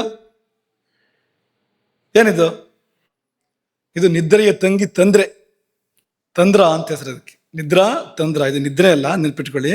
ಕೂತ್ಕೊಂಡು ನಿದ್ರೆ ಮಾಡ್ತಾ ಇದ್ದಾರೆ ಅಂತ ಹೇಳ್ಬೇಡಿ. ತೂಕಡಿಕೆ ಬೇರೆ, ಜಾತಿಯೇ ಬೇರೆ. ಇದು ನಿದ್ರೆಯ ಜಾತಿಯ ಒಳಗಡೆ ಬರೋದಿಲ್ಲ ಇದು ತೂಕಡಿಕೆ ಅನ್ನುವಂಥದ್ದು. ಅದಕ್ಕೇನು ಫಲ ಅಂತ, ಹಗಲು ತೂಕಡಿಸ್ತಾ ಇದ್ದಾನೆ ಕೂತ್ಕೊಂಡು ಅಂತಂದ್ರೆ ಅದಕ್ಕೆ ಅರೂಕ್ಷಂ ಅನಭಿಷ್ಯಂದಿ ಅಂತ ಹೇಳಿದ್ದಾರೆ. ಅದು ಅದರಲ್ಲಿ ವಾತಕೋಪವೂ ಇಲ್ಲ, ಕಪದ ಕೋಪವೂ ಇಲ್ಲ ಅಂತ ಹೇಳಿದ್ರು ಚರಕರು. ಇದು ಹೇಳಬಾರ್ದಿತ್ತು ಏನೋ ಇದನ್ನ. ಕೆಲವು ಸರಿ ಒಳ್ಳೇದು ಹೇಳಿದ್ರು ಕೂಡ, ಇದ್ದಿದ್ದನ್ನು ಹೇಳಿದ್ರು ಕೂಡ ಇದು ಮಾಡ್ಬೋದು ಅಂತ ಅನ್ನೋ ಥರ ಆಗ್ಬೋದು ಅಂತ. ಆಸೆಯಿಂದ ಪ್ರಚಾರ ಆಯ್ತು ಮಾಡ್ಬೋದು ಅಂತ. ಕೂತಲ್ಲೇ ಜೋಕಾಲಿ ಅಂತ ಅನೇಕರು ಇರ್ತಾರೆ ಅಂತ, ಅವರು ತೂಕಡಿಸ್ತಾ ಬಿದ್ದುಬಿಡ್ತಾರೆ. ಹಾಗೆ ನಮ್ಮಲ್ಲಿ ಇದ್ದಾರೆ ಅನೇಕರು ಅಂತ. ನಾವು ಪೂಜೆ ಮಾಡುವಾಗ ಹಿಂದೆ ನಿಂತ್ಕೊಂಡಿದ್ರೆ ಎಲ್ರಿಗೂ ಹೆದರಿಕೆ ಅಂತ. ಅವ್ರು ನಿಂತ್ಕೊಂಡರೆ ತೂಗಾಡ್ತಾ ಇದ್ರೆ ಎಲ್ಲರೂ ಗುರುಗಳ ಮೇಲೆ ಬಿದ್ದು ಬಿಟ್ರೆ ಅವರು, ಅವರಿಗೆ ಅದು ಪರಿವೇ ಇಲ್ಲ, ಉಳಿದವರಿಗೆ ಭಯ, ಎಚ್ಚರ ಇರೋರಿಗೆ ಕಷ್ಟ ಬಂದಿದೆ ಅಂತ. ಅವ್ರು ನಿದ್ದೆ ಮಾಡ್ತಾ ಇದ್ದಾರೆ, ಇದನ್ನು ತೂಕಡಿಕೆ ಮಾಡ್ತಾ ಇದ್ದಾರೆ ಆರಾಮಾಗಿ ಅಂತ. ಉಳಿದವರು ಚಿಂತಾಕ್ರಾಂತರಾಗಿದ್ದಾರೆ, ಬಿದ್ದರೆ ಏನು ಮಾಡೋದು ಅಂತ. ಪೂಜೆಯಲ್ಲಿ ಕೂತಿರ್ತಾರೆ ಅವರು ಅಂತ ಅನ್ಕೊಳ್ಳಿ. ಹಿಂದ್ಗಡೆ ಒಂದು ಚಿಕ್ಕ ಹುಡುಗಿ ಕೂತಿದೆ ಅವ್ರ ಹಿಂದ್ಗಡೆಗೆ. ಇವ್ರು ತೂಗ್ತಾ ಹಿಂದೆ ಹೋದಾಗೆ ಅವಳು ಗಾಬರಿ ಆಗ್ತಾ ಇದ್ದಾಳೆ, ಎಲ್ಲಿ ಬೀಳ್ತಾರೋ ತನ್ನ ಮೇಲೆ ಅಂತ. ಆದ್ರೆ ಅವ್ರು ಹೇಗಿದ್ದಾರೆ ಅಂದ್ರೆ, ಅವ್ರ ನಿಯಂತ್ರಣ ಹೇಗಿದೆ ಅಂದ್ರೆ, ನೆಲದವರೆಗೂ ಹೋಗ್ತಾರೆ, ನೆಲಕ್ಕೆ ಮುಟ್ಟೋದಿಲ್ಲ, ವಾಪಸ್ ಬರ್ತಾರೆ. ಅಲ್ಲಿಂದ ಒಂದು ನಿಯಂತ್ರಣ ಅಂತ ಅಲ್ಲಿಯೂ ಕೂಡ ಮೆಚ್ಚುವಂಥದ್ದು. ನಿದ್ದೆ ತೂಕಡಿಕೆ ಸಮಯದಲ್ಲಿ ಕೂಡ ಸರಿಯಾದ ನಿಯಂತ್ರಣವನ್ನು ಸಾಧನೆ ಮಾಡಿ ಬೀಳದೆ, ಎಲ್ಲರಿಗೂ ಸಾಧ್ಯ ಇಲ್ಲ, ಸಾಧ್ಯ ಇದೆ ನೋಡಿ ನೀವು, ಸುಲಭ ಇಲ್ಲ ಅದು. ಅದರಲ್ಲಿ ಹಿಂದೆ ಬಗ್ಗುವಾಗ ಬೀಳದೆ ಇರುವಂಥದ್ದು ಇದೆಯಲ್ಲ, ಕಲೆ ಅದು ಒಂದು ಸಾಮಾನ್ಯರಿಗೆ ಸಾಧ್ಯ ಆಗುವಂಥದ್ದಲ್ಲ ಅದು. ಯಾವ್ದಾದ್ರು ಒಂದು ವಿಶೇಷ ದೇವತಾ ಶಕ್ತಿಯೋ ದುರ್ದೇವತಾ ಶಕ್ತಿಯೋ ಇದ್ದೇ ಆಗುವಂಥದ್ದು ಅದು ಅಂತ. ಬಿದ್ದು ಹೋಗೋದಿಲ್ಲ ನೋಡಿ ಅಂತ, ಹೀಗೆಲ್ಲ ಇದೆ ಅಂತ. ಇದರ ಗುಣಗಳು ಬೇರೆ ಅಂತ ಹೇಳಿದ್ರು ಅಷ್ಟೇ, ತೊಂದರೆ ಇಲ್ಲ ಅಂತ ಅರ್ಥ ಅಲ್ಲ ಅದಕ್ಕೆ. ಆ ತೂಕಡಿಕೆ ಅನ್ನೋದು ಒಳ್ಳೆ ಕಾರಣಕ್ಕೇನು ಬರೋದಿಲ್ಲ. ಈ ನಿದ್ದೆ ಸರಿ ಇದ್ರೆ ಅದು ಬರೋದೇ ಇಲ್ಲ, ಅದು ಆ ತೂಕಡಿಕೆ. ಅದು ಇದು ಚೆನ್ನಾಗಾದ್ರೆ ಅದು ಬರೋದೇ ಇಲ್ಲ. ಅದು ಬಂದ್ರೆ ಆ ಸಮಯದಲ್ಲಿ ಮನಸ್ಸು ಚೆನ್ನಾಗಿರೋದಿಲ್ಲ. ತಮೋಗುಣ ಅಲ್ಲದೆ ಅದು ಬರ್ಲಿಕ್ಕೆ ಸಾಧ್ಯ ಇಲ್ಲ. ಅದು ರಜೋಗುಣದ ಕಾಲ ಹಗಲು, ಅಲ್ಲಿ ಅದು ಬಂತು ಅಂದ್ರೆ ಬೇರೆ ಬೇರೆ ತೊಂದರೆಗಳಿದೆ ಅದಕ್ಕೆ. ಈ ತೊಂದರೆ ಅಲ್ಲದೆ ಆದ್ರೂ ಕೂಡ ಬೇರೆ ಬೇರೆ ತೊಂದರೆಗಳಿದೆ ಅನ್ನೋದನ್ನು ನಾವು ಇಟ್ಕೋಬೇಕು. ಹಾಗಾಗಿ ನೀವು ಮುಖ್ಯವಾಗಿ ವಿದ್ಯಾರ್ಥಿಗಳು ಇದನ್ನು ಮಾಡಿಕೊಡುದು, ಯಾವುದನ್ನು ಆಸೀನ ಪ್ರಚಲಾಯಿತಂ, ಗಂಭೀರ ಶಬ್ದ. ತೂಕಡಿಕೆ ಅಂದ್ರೆ ಅಂತಾರೆ ನೋಡಿ, ಕೇಳಕ್ಕೆ ಚೆನ್ನಾಗಿಲ್ಲ ಅದು. ಹಾಗಾಗಿ ನೀವು ಈ ಭಾಷೆ ಬಳಸ್ಬೋದು, ಗೊತ್ತಿಲ್ಲದಿರೋರಿಗೆ ಗೊತ್ತೇ ಆಗೋದಿಲ್ಲ. ಆಸೀನ ಪ್ರಚಲಾಯಿತಂ ವಿದ್ಯಾ ಅಂತ ಕೇಳಿದ್ರೆ ಏನು ಅಂತಲೇ ಗೊತ್ತಾಗೋದಿಲ್ಲ. ನೋಡಿ ಇವ್ರು ಆಸೀನ ಪ್ರಚಲಾಯಿತಂ ಮಾಡ್ತಾ ಇದ್ದಾರೆ ಅಂದ್ರೆ ಯಾವುದೋ ಅನುಷ್ಠಾನ ಮಾಡ್ತಾ ಇದ್ದಾರೆ ಅಂತ ಅಂದ್ಬಿಡ್ತಾರೆ, ಅದು ವಿಶೇಷ ದೇವತೋಪಾಸನೆ ಮಾಡ್ತಾ ಇದ್ದಾರೆ ಅಂತ. ಸಂಸ್ಕೃತ ಶಬ್ದ ಗೊತ್ತೂ ಆಗೋದಿಲ್ಲ ಅಂತ. ಆಯುರ್ವೇದದ ಶಬ್ದ ಆಯುರ್ವೇದದಲ್ಲಿ ಇಂಥ ಅನೇಕ ಚಂದದ ವಿಶೇಷ ಭಾಷೆಗಳಿದ್ದಾವೆ. ತೂಕಡಿಕೆಗೆ ಅವರು ಇಂಥದ್ದೊಂದು ಚರಕರು ಅದ್ಭುತ ಭಾಷೆ ಕೊಟ್ಟಿದ್ದಾರೆ, ಆಸೀನ ಪ್ರಚಲಾಯಿತಂ.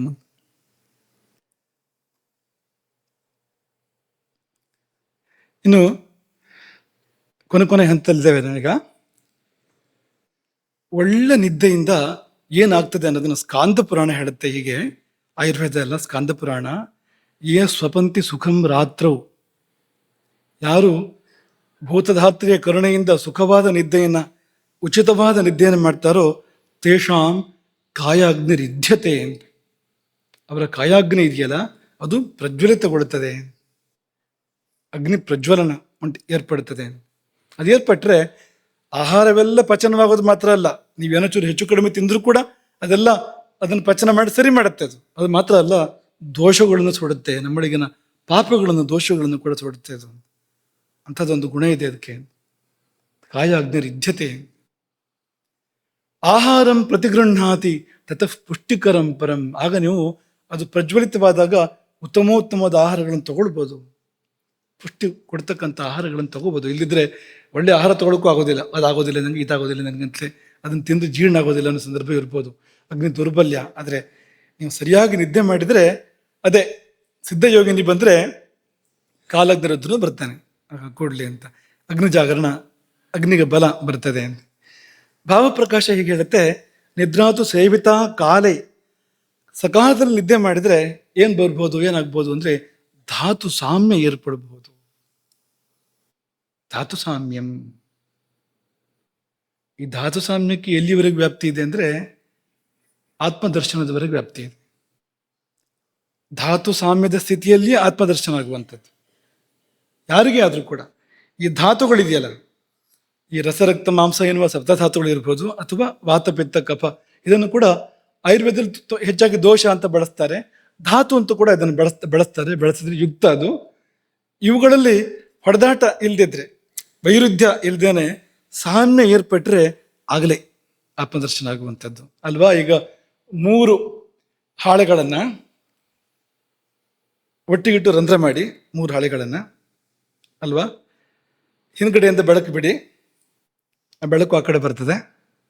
ಯಾವಾಗ ಅಂದರೆ ಆಚೆ ಈಚೆ ಇಲ್ಲದೆ ಇದ್ರೆ ಅಂತ, ಒಂದೇ ನೇರದಲ್ಲಿದ್ದರೆ ಅಂತ. 3 ಹಾಳೆಗಳು ಕಾಗದದ ರಟ್ಟು ಅಂತ ಅಂದ್ಕೊಳ್ಳಿ, 3 ಒಂದೇ ನೇರದಲ್ಲಿದ್ದರೆ, ಆ ರಂಧ್ರಗಳು ಒಂದೇ ನೇರದಲ್ಲಿದ್ದರೆ ಈಚೆಯಿಂದ ಬೆಳಕು ಆಚೆಯವರೆಗೂ ಹೋಗ್ಲಿಕ್ಕೆ ಸಾಧ್ಯ ಇದೆ ನೋಡಿ. ಹಾಗೆ ಈ ಧಾತು ಸಾಮ್ಯ ಏರ್ಪಡುವಾಗ ಈ 3 ಧಾತುಗಳು ಅಂಥ ಒಂದು ಸ್ಥಿತಿಗೆ ಬಂದಾಗ ಒಳಗಿರುವ ಬೆಳಕು ಹೊರಗೆ ಚೆಲ್ಲಲಿಕ್ಕೆ ಸಾಧ್ಯ ಇದೆ, ಅಲ್ಲಿವರೆಗೂ ವ್ಯಾಪ್ತಿ ಇದೆ. ಧಾತು ಸಾಮ್ಯದಲ್ಲಿ ಯಾವ ರೋಗವೂ ಇಲ್ಲ. ಧಾತು ಸಾಮ್ಯ ಇದ್ದಾಗ ಯಾವ ರೋಗವೂ ಕೂಡ ಇರೋದಿಲ್ಲ, ಮಾತ್ರವಲ್ಲ ಆತ್ಮದರ್ಶನ ಇರ್ತದೆ ಆ ಸಮಯದಲ್ಲಿ. ಹಾಗಾಗಿ ಆಯುರ್ವೇದ ಅಂದರೆ ಅದೇನು ಅಂದರೆ ವೇದಾಂತವೇ ಆಯುರ್ವೇದ ಅಂದರೆ. ಆಯುರ್ವೇದದ ಪರಮ ಪ್ರಯೋಜನ ಏನು ಅಂದರೆ ಧಾತು ಸಾಮ್ಯ. ಈ ಶಾಸ್ತ್ರ ಯಾತಕ್ಕೆ ಹೊರಟಿದೆ? ಧಾತು ಸಾಮ್ಯಕ್ಕಾಗಿ ಹೊರಟಿದೆ. ಧಾತು ಸಾಮ್ಯ ಅಂದರೆ ಏನು ಅಂದರೆ ಆತ್ಮದರ್ಶನ ಸ್ಥಿತಿ. ಪರಿಪೂರ್ಣ ಧಾತು ಸಾಮ್ಯ ಎನ್ನುವಂಥದ್ದು ಆತ್ಮದರ್ಶನ ಸ್ಥಿತಿ, ಅದು ಏರ್ಪಡಬೇಕು. ಎಷ್ಟು ನಾವು ಹತ್ರ ಹೋಗ್ತೇವೋ ಆ ಧಾತು ಸಾಮ್ಯಕ್ಕೆ ಅಷ್ಟು ಆರೋಗ್ಯವಾಗಿರ್ತೇವೆ. ಅಂದ್ರೆ ಅರ್ಥ ಏನು? ಎಷ್ಟು ನಾವು ಆತ್ಮದರ್ಶನಕ್ಕೆ ಹತ್ರ ಇರ್ತೇವೋ ಅಷ್ಟು ಆರೋಗ್ಯವಾಗಿರ್ತೇವೆ. ಆತ್ಮದರ್ಶನದ ಹಾದಿ ಬೇರೆ ಅಲ್ಲ, ಆರೋಗ್ಯದ ಹಾದಿ ಬೇರೆ ಅಲ್ಲ. ಆತ್ಮದರ್ಶನಕ್ಕೆ ಯಾವುದು ಪಥ್ಯವೋ ಆರೋಗ್ಯಕ್ಕೂ ಅದೇ ಪಥ್ಯ, ಆರೋಗ್ಯಕ್ಕೆ ಯಾವುದು ಪಥ್ಯವೋ ಆತ್ಮದರ್ಶನಕ್ಕೂ ಅದೇ ಪಥ್ಯ. ಎರಡೂ ಒಂದೇ. ಪೂರ್ಣಾರೋಗ್ಯ, ಆತ್ಮದರ್ಶನ ಒಂದೇ, ಎರಡು ಬೇರೆ ಬೇರೆ ಅಲ್ಲ ಅಂತ. ಹಾಗಾಗಿ ಈ ಆಚಾರ್ಯರುಗಳು ಇವರೆಲ್ಲ ಜ್ಞಾನಿಗಳು, ಇವ್ರ ಮಾತುಗಳಲ್ಲೇ ಗೊತ್ತಾಗ್ತದೆ ಅಂತ. ಧಾತು ಸಾಮ್ಯವನ್ನು ಕೊಡ್ತದೆ ಎಂಬುದಾಗಿ ಹೇಳಿದರು ಅಂತ. ಮಾತ್ರವಲ್ಲ ಅತಂದ್ರಿತ, ಅದನ್ನ ಆಗ ಹೇಳಿದ್ದು. ತೂಕಡಿಕೆ ಬರೋದಿಲ್ಲ. ನಿದ್ದೆ ಸರಿಯಾಗಿದ್ರೆ ತೂಕಡಿಕೆ ಬರೋದೇ ಇಲ್ಲ. ತೂಕಡಿಕೆ ಬಂತು ಅಂದ್ರೆ ತೂಕಡಿಕೆ ಬಂದ ಹೊತ್ತಿಗೆ ಇಲ್ಲಿ ಕಫಕೋಪ ಇಲ್ಲ, ವಾತಕೋಪ ಇಲ್ಲ ಅಂತ ನೀವು ಸಮಾಧಾನ ಮಾಡ್ಕೊಳ್ಳೋ ಹಾಗಿಲ್ಲ. ನಿದ್ದೆ ಸರಿಯಾಗಿಲ್ಲ ಅಂತ ಹೇಳ್ತಾ ಇದೆ, ಅದು ಬೇರೆ ಏನಿಲ್ಲ. ತೂಕಡಿಕೆ ಅನ್ನೋದೇ ನಿದ್ದೆ ಸರಿ ಇಲ್ಲ ಅಂತ, ಅದೇನೋ ಹದಗೆಟ್ಟಿದೆ. ಇನ್ನು ಮಲಗೋ ಸಮಯ ಸರಿ ಇಲ್ಲ, ವಾತಾವರಣ ಸರಿ ಇಲ್ಲ, ಅದಕ್ಕೆ ಪೂರಕವಾದ ಆಹಾರ ಇಲ್ಲ, ಆಳವಾಗಿ ನಿದ್ದೆ ಬರ್ತಾ ಇಲ್ಲ, ಏನೋ ಒಂದಾಗಿದೆ ಅಂತ ಅರ್ಥ ಅದಕ್ಕೆ ಅಂತ. ಹಾಗಾಗಿ ಅದಕ್ಕೆ ಸರಿಯಾಗಿರು. ನಿದ್ದೆ ಮತ್ತು ಆಹಾರದ ಬಾಂಧವ್ಯದ ಬಗ್ಗೆ ನಾನು ಹೇಳ್ತಾ ಇರುವಂಥದ್ದು. ಆಹಾರ ಸರಿಯಾದರೆ ನಿದ್ದೆಗೆ ಇಷ್ಟೆಲ್ಲ ಅನುಕೂಲ ಇದೆ. ಹಾಗಾಗಿ ನಾನು ನಿನ್ನೆ ಹೇಳಿದ್ದು ನಿಮಗೆ, ಆಹಾರಕ್ಕೆ ನಿದ್ದೆಗಿಂತ ಮೊದಲು ಅಂದರೆ ಸುಮಾರು ಒಂದೂವರೆ ಗಂಟೆ ಮೊದಲು ಲಘು ಆಹಾರ ಸೇವನೆ ಮಾಡಬೇಕು. ಭಾರಿ ಆಹಾರ ಸೇವನೆಯನ್ನು ಆಗ ಇಟ್ಕೋಬಾರದು. ಭರ್ಜರಿ ಔತಣಕೂಟ ಆಗ ಇಲ್ಲ, ರಾತ್ರಿ ಇಲ್ಲ. ಕಿಂಚಿತ್ ಊನಂ ಸಮಷ್ಣೀಯ, ಸ್ವಲ್ಪ ಕಡಿಮೆನೇ ಊಟ ಮಾಡಿ ಆ ಸಮಯದಲ್ಲಿ. ನಿನ್ನೆ ನಿಮ್ಗೆ ಹೇಳಿದ್ದು, ರಾತ್ರಿ ಸಮಯದಲ್ಲಿ ಜೀರ್ಣಾಂಗ ವ್ಯವಸ್ಥೆಯೇ ವೇಗವನ್ನು ಕಳ್ಕೊಳ್ತದೆ ಎಂಬುದಾಗಿ ಆಧುನಿಕ ವೈದ್ಯರದ್ದು ಅಭಿಮತ ಇದೆ ಅಂತ ಹೇಳಿದ್ವು. ಅದನ್ನು ನಿಮಗೆ ಸ್ವಲ್ಪ ಹೇಳಲೇಬೇಕು. ಯಾಕೆಂದರೆ ಅಂಥವ್ರು ಅನೇಕರು ಇರ್ತಾರೆ, ನಮ್ಗೆ ಈ ಪೂಜೆ ಗೀಜೆ ಎಲ್ಲ ಹೇಳಬೇಡಿ, ಅದೆಲ್ಲ ಬೇಡ, ನಿಮ್ಗೆ ಈಶ್ವರ ಪಾರ್ವತಿ ಅದೆಲ್ಲ ನಮ್ಗೆ ಅರ್ಥ ಆಗೋದಿಲ್ಲ, ವಿಜ್ಞಾನ ಒಪ್ಪೋದಿಲ್ಲ, ಅದನ್ನು ನೀವು ವೈಜ್ಞಾನಿಕ ಭಾಷೆಯಲ್ಲಿ ಹೇಳಿ, ಆಗ ಕೇಳ್ಬೋದು. ಬೇರೆ ಬೇಡ ಅಂತ ಯಾರು ಹೇಳೋದಿದ್ರೆ ನೋಡಿ, ಇದು ಆಧುನಿಕ ವಿಜ್ಞಾನದ ಅಭಿಮತ ನಿಮ್ಮನ್ನ ಹೇಳುವಂಥದ್ದು. ರಾತ್ರಿ ಸಮಯದಲ್ಲಿ ಜೀರ್ಣಾಂಗ ವ್ಯವಸ್ಥೆ, ಡೈಜೆಸ್ಟಿವ್ ಸಿಸ್ಟಮ್ ಮಂದಗತಿಯಲ್ಲಿ ಸಾಗುತ್ತದೆ ಎಂಬುದನ್ನು ಆಧುನಿಕ ವೈದ್ಯಕೀಯ ವಿಜ್ಞಾನವು ಸಂಪೂರ್ಣವಾಗಿ ಒಪ್ಪಿಕೊಳ್ಳುತ್ತದೆ. ಇದಕ್ಕೆ ಮುಖ್ಯ ಕಾರಣ, ಅವರು ಹೇಳುವಂಥ ಮುಖ್ಯ ಕಾರಣ, ನಮ್ಮ ಶರೀರದ ಸಕಾರ್ಡಿಯನ್ ರಿದಮ್, ಜೈವಿಕ ಗಡಿಯಾರ. ಶರೀರಕ್ಕೆ ಒಂದು ಗಡಿಯಾರ ಇದೆ, ಈ ಗಡಿಯಾರ ಎಲ್ಲ ಸುಮ್ಮನೆ, ಇದೆಲ್ಲ ನಮ್ಮ ಮಧ್ಯದ ಒಪ್ಪಂದ ಮಾತ್ರ ಹೊರತು ನಿಜವಾದ ಗಡಿಯಾರ ಗಂಟೆ ಅಲ್ಲ. ಅದೆಲ್ಲ ಶರೀರದ ಒಂದು ಗಡಿಯಾರ ಇದೆ, ಅದಕ್ಕೆ ಯಾವಾಗ ಹಸುವಾಗಬೇಕು, ಯಾವಾಗ ನಿದ್ದೆ ಬರಬೇಕು, ಅದರದ್ದೇ ಆದ ಗಡಿಯಾರ ಒಂದಿದೆ. ಆ ಜೈವಿಕ ಗಡಿಯಾರ ಅದು ಹೇಗೆ ರೂಪಿತವಾಗಿದೆ ಅಂದರೆ, ಹಗಲು ಚುರುಕಾಗಿ ಹೋಗ್ತದಂತೆ, ಅದು ರಾತ್ರಿ ಅದು ಮಂದ ಆಗ್ತದೆ. ಅಂದರೆ ಶರೀರದ ವಿನ್ಯಾಸವನ್ನೇ ಪ್ರಕೃತಿ ಹಾಗೆ ಮಾಡಿದೆ. ಮಾನವ ಶರೀರದ ವಿನ್ಯಾಸವನ್ನೇ ದೇವರು ಮಾಡಿರೋದು ಹೇಗೆ ಅಂದರೆ, ಹಗಲು ಚುರುಕಾಗಿರುವಂತೆ ರಾತ್ರಿ ಮಂದವಾಗುವಂತೆ ವಿನ್ಯಾಸಗೊಳಿಸಲಾಗಿದೆ. ಹಾಗಾಗಿ ರಾತ್ರಿ ಚುರುಕಾಗಿರಬಾರ್ದು, ರಾತ್ರಿ ಮಲ್ಕೊಳ್ಬೇಕು. ಆ ಮಲಗಿದ ಹೊತ್ತನ್ನು ಬಿಟ್ಟು ಉಳಿದ ಹೊತ್ತು ಧ್ಯಾನದಂತದಕ್ಕೆ ಸಲ್ಲಬೇಕು. ಈ ಮಲ್ಕೊಳ್ಳೋಕ್ಕಿಂತ ಮುಂಚೆ ಸಂಧ್ಯಾ ವಂದನೆ, ಧ್ಯಾನ, ಸಾಯಂಕಾಲದ ಸಂಧ್ಯಾಕಾಲ ಬಂತು, ಅದಕ್ಕಿರುವಂಥದ್ದು. ಬೆಳಗಿನ ಜಾವ ಬ್ರಹ್ಮ ಮುಹೂರ್ತ, ಅನಂತರ ಬರ್ತಕ್ಕಂಥ ಸಂಧ್ಯಾಕಾಲ ಎಲ್ಲ ಅದಕ್ಕಿರುವಂಥದ್ದು. ಹಾಗಾಗಿ ಈ ರಾತ್ರಿ ತುಂಬ ಚಟುವಟಿಕೆಗಳನ್ನು ಇಟ್ಕೋಬಾರ್ದು. ಯಾಕೆಂದ್ರೆ ಪ್ರಕೃತಿ ವಿರೋಧಿ ಅದು. ಕತ್ತಲಾಗೋದೇ ಏನೇನು ಹೇಳ್ತಾ ಇದೆ ಅಂದ್ರೆ, ಸಾಕು ನಿಲ್ಲಿಸು ಚಟುವಟಿಕೆಗಳನ್ನ ಅಂತ ಸೂಚನೆ ಇರುವುದೇ ಅದು ಅಂತ. ಹಾಗಾಗಿ ರಾತ್ರಿ ನಿದ್ದೆ ಮಾಡಬೇಕು, ಹಗಲು ಮಾಡಬಾರ್ದು. ಯಾಕೆಂದ್ರೆ ಈ ವಿನ್ಯಾಸ ಏನಿದೆ ಅಂದ್ರೆ ಹಗಲು ಕೆಲಸ ಮಾಡಬೇಕು ಅಂತ ವಿಜ್ಞಾನವು ಅದನ್ನು ಹೇಳುತ್ತೆ. ಪರಂಪರೆ ಏನು ಹೇಳುತ್ತೆ ಅಂದ್ರೆ, ರಜೋಗುಣದ ಕಾಲ ಹಗಲು ಅಂದ್ರೆ, ರಜೋಗುಣ ಅಂದ್ರೆ ಚಟುವಟಿಕೆ, ಕೆಲಸ ಮಾಡುವ ಸಮಯದಲ್ಲಿ. ನಾವು ವಿರುದ್ಧವಾಗಿದ್ದೇವೆ. ತುಂಬಾ ಕೆಲಸಗಳೇ ಆ ಥರದ್ದಿದೆ ಇವತ್ತು. ರಾತ್ರಿ ಇಡೀ ಕೆಲಸ ಮಾಡು, ಬೆಳಗ್ಗೆ 5-6 ಗಂಟೆ ಮಲಗು. ಆ ಶರೀರದ ಗಡಿಯಾರಕ್ಕೂ ಮಾಡ್ತಾ ಇರೋದಕ್ಕೂ ಪೂರ್ತಿ ವಿರುದ್ಧ. ನೋಡಿ, ಜೀರ್ಣಕಾರಿ ಕಿಣ್ವಗಳು ರಾತ್ರಿ ಸಮಯದಲ್ಲಿ, ಡೈಜೆಸ್ಟಿವ್ ಎನ್ಸೈಮ್ಸ್ ಅಂತ ಹೇಳ್ತಾರಲ್ಲ, ಅದು ರಾತ್ರಿ ಸಮಯದಲ್ಲಿ ದೇಹವು ಜೀರ್ಣಕ್ರಿಯೆಗೆ ಅಗತ್ಯ ಇರತಕ್ಕಂಥ ಆಮ್ಲ ಮತ್ತು ಎನ್ಸೈಮ್ಗಳ ಉತ್ಪಾದನೆಯನ್ನು ಕಡಿಮೆ ಮಾಡುತ್ತದೆ. ಹಾಗಾಗಿ ಭಾರಿ ಊಟವನ್ನು ಮಾಡಬಾರ್ದು ರಾತ್ರಿ. ಮೆಲಟೋನಿನ್ ಸ್ರವಿಕೆ, ರಾತ್ರಿ ಬಿಡುಗಡೆಯಾಗುವ ಮೆಲಟೋನಿನ್ ಎಂಬ ಹಾರ್ಮೋನ್ ನಿದ್ರೆಗೆ ಸಹಾಯ ಮಾಡುವುದರ ಜೊತೆಗೆ ಕರುಳಿನ ಚಲನೆಯನ್ನು ಮಂದಗೊಳಿಸುತ್ತದೆ. ಎರಡನ್ನೂ ಒಟ್ಟಿಗೆ ಮಾಡ್ತಾ ಇದೆ ಅದು. ಕರುಳಿನ ಚಲನೆಯನ್ನು ಮಂದ ಮಾಡ್ತದೆ, ನಿದ್ದೆಗೆ ಬೇಕಾದ ಸಹಾಯವನ್ನ ಅಂತ ಹಾರ್ಮೋನ್ ಅನ್ನ ಪ್ರಚೋದನೆ ಮಾಡ್ತಾ ಇದೆ ನೋಡಿ ಇದು ಅಂತ. ಹಾಗಾಗಿ ಅದರ ಸಂದೇಶ ಏನು? ನಿದ್ದೆ ಮಾಡು, ಮಲ್ಕೋ, ತಿನ್ಬೇಡ ಜಾಸ್ತಿ, ಅದರ ಅರ್ಥ ಕೂಡ ಅದೇ. ಹಾಗಾಗಿ ಹಗಲಿನಲ್ಲಿ ಆಹಾರವು ಹೊಟ್ಟೆ ಮತ್ತು ಕರುಳಿನಲ್ಲಿ ಸುಲಭವಾಗಿ ಚಲಿಸುತ್ತದೆ. ಆದರೆ ರಾತ್ರಿ ನಿದ್ರಿಸುವಾಗ ಜೀರ್ಣಾಂಗ ವ್ಯೂಹದ ಸ್ನಾಯುಗಳ ಚಲನೆ 30-50% ಕಡಿಮೆ ಆಗುತ್ತದೆ.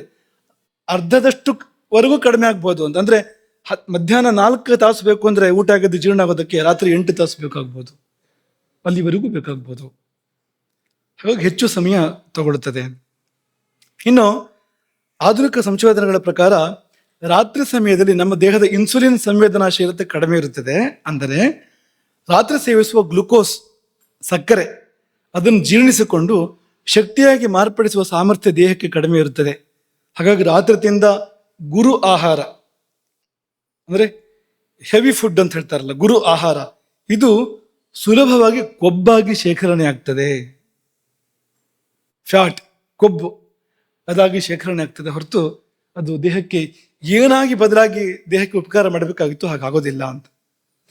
ಹಗಲಿನಲ್ಲಿ ನಡೀತಕ್ಕಂಥ ಸಣ್ಣ ಪುಟ್ಟ ದೈಹಿಕ ಚಲನೆಗಳು ಜೀರ್ಣಕ್ರಿಯೆಗೆ ಪೂರಕ, ರಾತ್ರಿ ಅದು ಇರೋದಿಲ್ಲ. ನಾವು ಮಲಗ್ತೇವೆ, ನಿದ್ದೆ ಮಾಡ್ತೇವೆ. ಹಾಗಾಗಿ ಜೀರ್ಣಾಂಗಕ್ಕೆ ಬೇಕಾಗ್ತಕ್ಕಂಥ ಆಸಿಡ್ ರಿಫ್ಲಕ್ಸ್ ಅದು ಸಿಕ್ಕೋದಿಲ್ಲ ಅಂತ, ಹೊಟ್ಟೆ ಉಬ್ಬರ ಬರಬಹುದು ಇದರಿಂದಾಗಿ.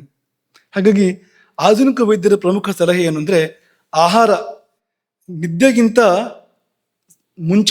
ಸ್ವಲ್ಪ ಮುಂಚಿತವಾಗಿ ಆಹಾರ ಸ್ವೀಕಾರ ಮಾಡಿ, ಆಹಾರ ಆಗಿ ಸ್ವಲ್ಪ ಹೊತ್ತು ಬಿಡಿ ನಿದ್ದೆಗೆ, ಸೀದಾ ನಿದ್ದೆಗೆ ಹೋಗಬೇಡಿ ಅನ್ನೋದೊಂದು. ಇನ್ನೊಂದು, ಆಹಾರದ ಪ್ರಮಾಣ ಸ್ವಲ್ಪ ಹಗುರ ಆಹಾರ ಇರಲಿ ರಾತ್ರಿ ಅಂತ ಈಗ ಆ ಸಲಹೆಗಳನ್ನು ಕೊಡೋಕೆ ಶುರು ಮಾಡಿದ್ದಾರೆ ಆಧುನಿಕ ವೈದ್ಯರು. ಕೂಡಲೇ ಮಲಗಬೇಡಿ, ಸ್ವಲ್ಪ ಓಡಾಡಿದ್ರೆ ಒಳ್ಳೇದು ಅಂತ ಹೇಳ್ತಾರೆ ಅವರು. ಹಗುರವಾದ ನಡಿಗೆ ಒಳ್ಳೇದು. ಇದನ್ನೇ ಆಯುರ್ವೇದ ಎಷ್ಟೋ ಕಾಲ ಮುಂಚೆ ಭುಕ್ತ್ವಾ ಶತಪಥಂ ವ್ರಜೇತ್ ಅಂತ ಹೇಳಿದೆ. ಅದನ್ನು ಇವರು ಕೂಡ ಹೇಳ್ತಾ ಇರುವಂಥದ್ದು, ಏನೂ ಕೂಡ ವ್ಯತ್ಯಾಸವೇ ಇಲ್ಲ ಅಂತ. ಹಾಗೆ ಇನ್ನೊಂದು ಉಕ್ತಿ, ಸುಖಂ ಸ್ವಪಿತ್ ಎನುಡಮಾನ್, ಯಾರು ಸುಖ ನಿದ್ರೆ ಮಾಡ್ತಾರೆ ಅಂದರೆ ಯಾರಿಗೆ ಸಾಲ ಇಲ್ಲ ಅವನು ಸುಖ ನಿದ್ದೆ ಮಾಡ್ತಾನಂತೆ, ಯಾರಿಗೆ ರೋಗ ಇಲ್ಲ ಅವನು ಸುಖ ನಿದ್ದೆ ಮಾಡ್ತಾನಂತೆ. ಆಮೇಲೆ ಯಾರಿಗೆ ಹೆಂಡತಿ ಆದ್ರೆ ಗಂಡನ ಮೇಲೆ, ಗಂಡರ ಹೆಂಡತಿ ಮೇಲೆ ಸಂಶಯ ಇಲ್ಲ ಅವರು ನೆಮ್ಮದಿಯಾಗಿ ನಿದ್ದೆ ಮಾಡ್ತಾರಂತೆ. ಹಳೆ ಶ್ಲೋಕ, ನಮ್ದೇನೂ ಇಲ್ಲ ಇದರಲ್ಲಿ. ಮುಖ್ಯವಾದ ಏನಂದ್ರೆ ಸಾವಕಾಶಸ್ತು ಯೋ ಭುಂಕ್ತೆ, ಸ್ವಲ್ಪ ಜಾಗ ಇಟ್ಟು ಊಟ ಮಾಡೋನು, ಹೊಟ್ಟೆಯಲ್ಲಿ ಸ್ಥಳ ಇಟ್ಟು ಊಟ ಮಾಡೋನು, ಹೊಟ್ಟೆ ತುಂಬ ತುಂಬಿಸೋದಲ್ಲ, ಜಾಗ ಇಟ್ಟು ಯಾರು ಊಟ ಮಾಡ್ತಾನೋ ಅವನು ಸುಖಂ ಸ್ವಪಿತಿ, ಒಳ್ಳೆ ನಿದ್ದೆಯನ್ನು ಮಾಡ್ತಾನೆ. ಸುಖಂ ಸ್ವಪಿತ್ ಎನ್ಋಣವಾನ್ ವ್ಯಾಧಿ ಮುಕ್ತಶ್ಚ ಯೋ ನರಃ ಸಾವಕಾಶಸ್ತು ಯೋ ಭುಂಕ್ತೆ ಎಷ್ಟು ದಾರೈರ್ ನ ಶಂಕಿತ. ಇವರೆಲ್ಲ ಅಂತ ಪಥ್ಯಾಹಾರವೇ ಆದ್ರು, ಸರಿಯಾದ ಆಹಾರವೇ ಆದ್ರು, ಜಾಸ್ತಿ ತಿಂದ್ಬಿಟ್ರೆ ಅಥವಾ ತುಂಬ ಕಡಿಮೆ ತಿಂದ್ರೆ, ಕಡಿಮೆ ಜಾಸ್ತಿ ಇಲ್ಲ ಸರಿಯಾಗಿ ತಿಂತಿದ್ದಾನೆ, ಹೀಗೆಲ್ಲ ಆದ್ರೂ ಕೂಡ ಜೀರ್ಣ ಆಗದೆ ಇರ್ಬೋದು. ಯಾವಾಗ ಅಂದ್ರೆ ಚಿಂತಾ ಶೋಕ ಭಯ ಕ್ರೋಧ ದುಃಖ ಪ್ರಜಾಗರೈಹಿ ಇದೆಲ್ಲ ಇದ್ದಾಗ ಜೀರ್ಣ ಆಗದೆ ಹೋಗ್ಬೋದು. ಅಂತಂದ್ರೆ ಸರಿಯಾಗಿ ಆಹಾರ ಸೇವನೆ ಮಾಡಿದ್ರು ಕೂಡ, ಪ್ರಮಾಣಬದ್ಧ ಪಥ್ಯಾಹಾರ ಎಲ್ಲ ಇದ್ರೂ ಕೂಡ ನಿದ್ದೆ ಸರಿ ಮಾಡದೇ ಇದ್ರೆ, ಪ್ರಜಾಗರ ಅಂದ್ರೆ ಅದು ನಿದ್ದೆ ಸರಿ ಮಾಡದೇ ಇದ್ರೆ ಜೀರ್ಣ ಸರಿಯಾಗದೇ ಇರ್ಬೋದು, ತೊಂದರೆ ಆಗ್ಬೋದು. ಹೀಗೆ ಪರಸ್ಪರ ತುಂಬ ಸಂಬಂಧ ಇದೆ.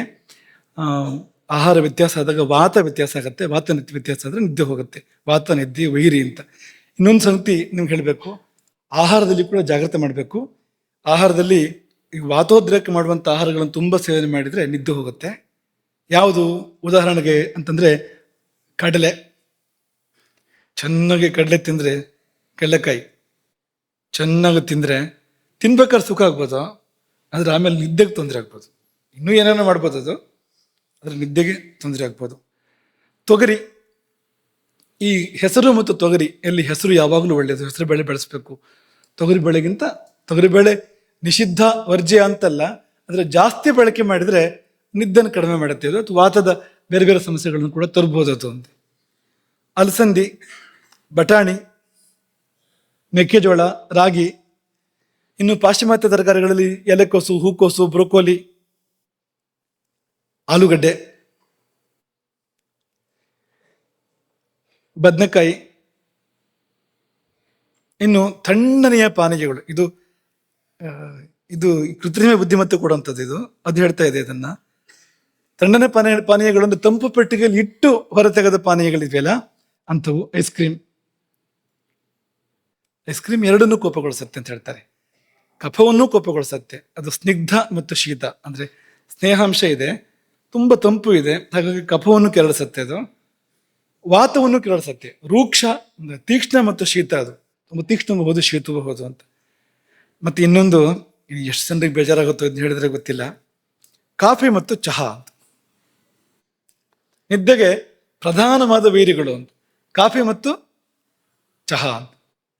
ಹಾಗಾಗಿ ಒಂದು ಚೀಲ ಕಡಲೆಕಾಯಿ ತಿಂದು ಒಂದು 10-20 ತಟ್ಟೆ ಕಾಫಿ ಚಹಾ ಕುಡಿದ್ರೆ, ಅದೊಂದು 2 ಸೇರ್ಸ್ ಕುಡಿಯುವಂಥ ಭೂಪತಿಗಳು ಇದ್ದಾರೆ ಕೆಲವರು, ಕುಡಿದ್ರೆ ನಿದ್ದೆ ಗೋವಿಂದ ಅಂತ, ಆಮೇಲೆ ಅಂತ ನಿದ್ದೆ ಬರಲಿಕ್ಕೆ ಸಾಧ್ಯವೇ ಇಲ್ಲ ಅಂತ. ಇಂಥದ್ದೆಲ್ಲ ಜಾಸ್ತಿ ಬಳಸ್ಬಾರದು, ಹಿತಮಿತದಲ್ಲಿ ಬಳಸ್ಬೇಕು ಅಂತ, ತುಂಬ ಬಳಸ್ಬಾರದು. ಯಾವುದನ್ನು ಬಳಸ್ಬೇಕು ಅಂದರೆ ಅಕ್ಕಿ ಒಳ್ಳೆಯದು ನಿದ್ದೆಗೆ, ಗೋಧಿ ಒಳ್ಳೆಯದು, ಆಮೇಲೆ ಈ ಮಧುರ ರಸ ನಿದ್ದೆಗೆ ತುಂಬ ಒಳ್ಳೆಯದು.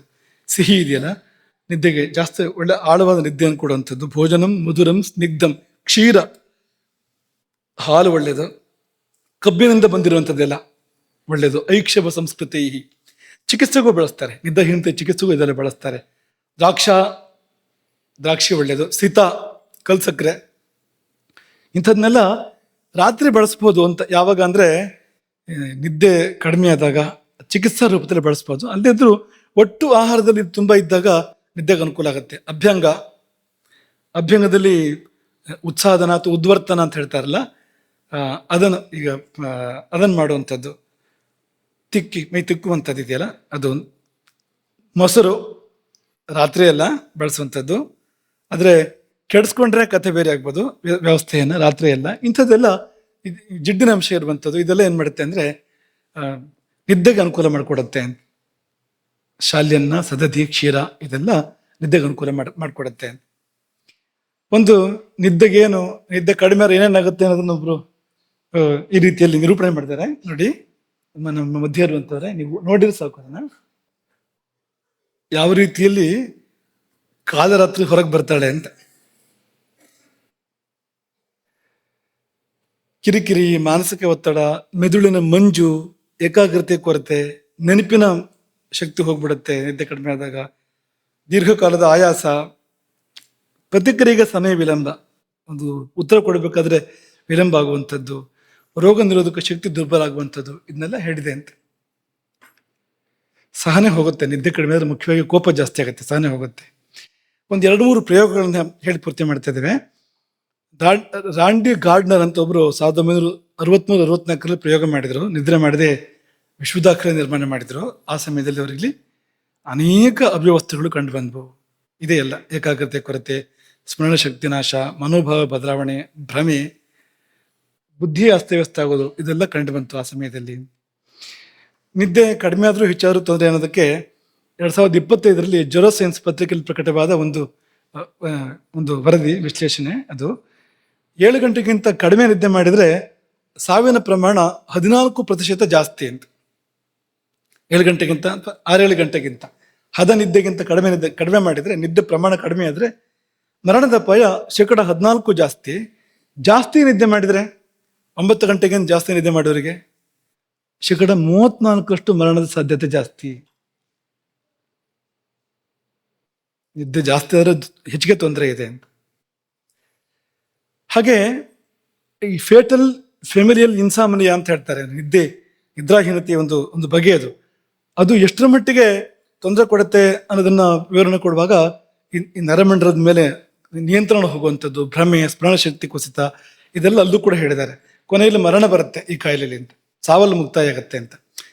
ಕೊನೆಯಲ್ಲಿ ಈ ನಾಯಿಗಳ ಮೇಲೆ, ಇಲಿಗಳ ಮೇಲೆ ಪ್ರಯೋಗ ಮಾಡಿದ್ದಾರೆ. 19ನೇ ಶತಮಾನದಲ್ಲಿ ಪ್ರಯೋಗ ಮಾಡಿದಾಗ, ನಾಯಿಗಳ ಮೇಲೆ ಪ್ರಯೋಗ ಮಾಡಿದಾಗ 9 ರಿಂದ 17 ದಿನಗಳ ಮಧ್ಯೆ ಸತ್ತು ಅವೆಲ್ಲ.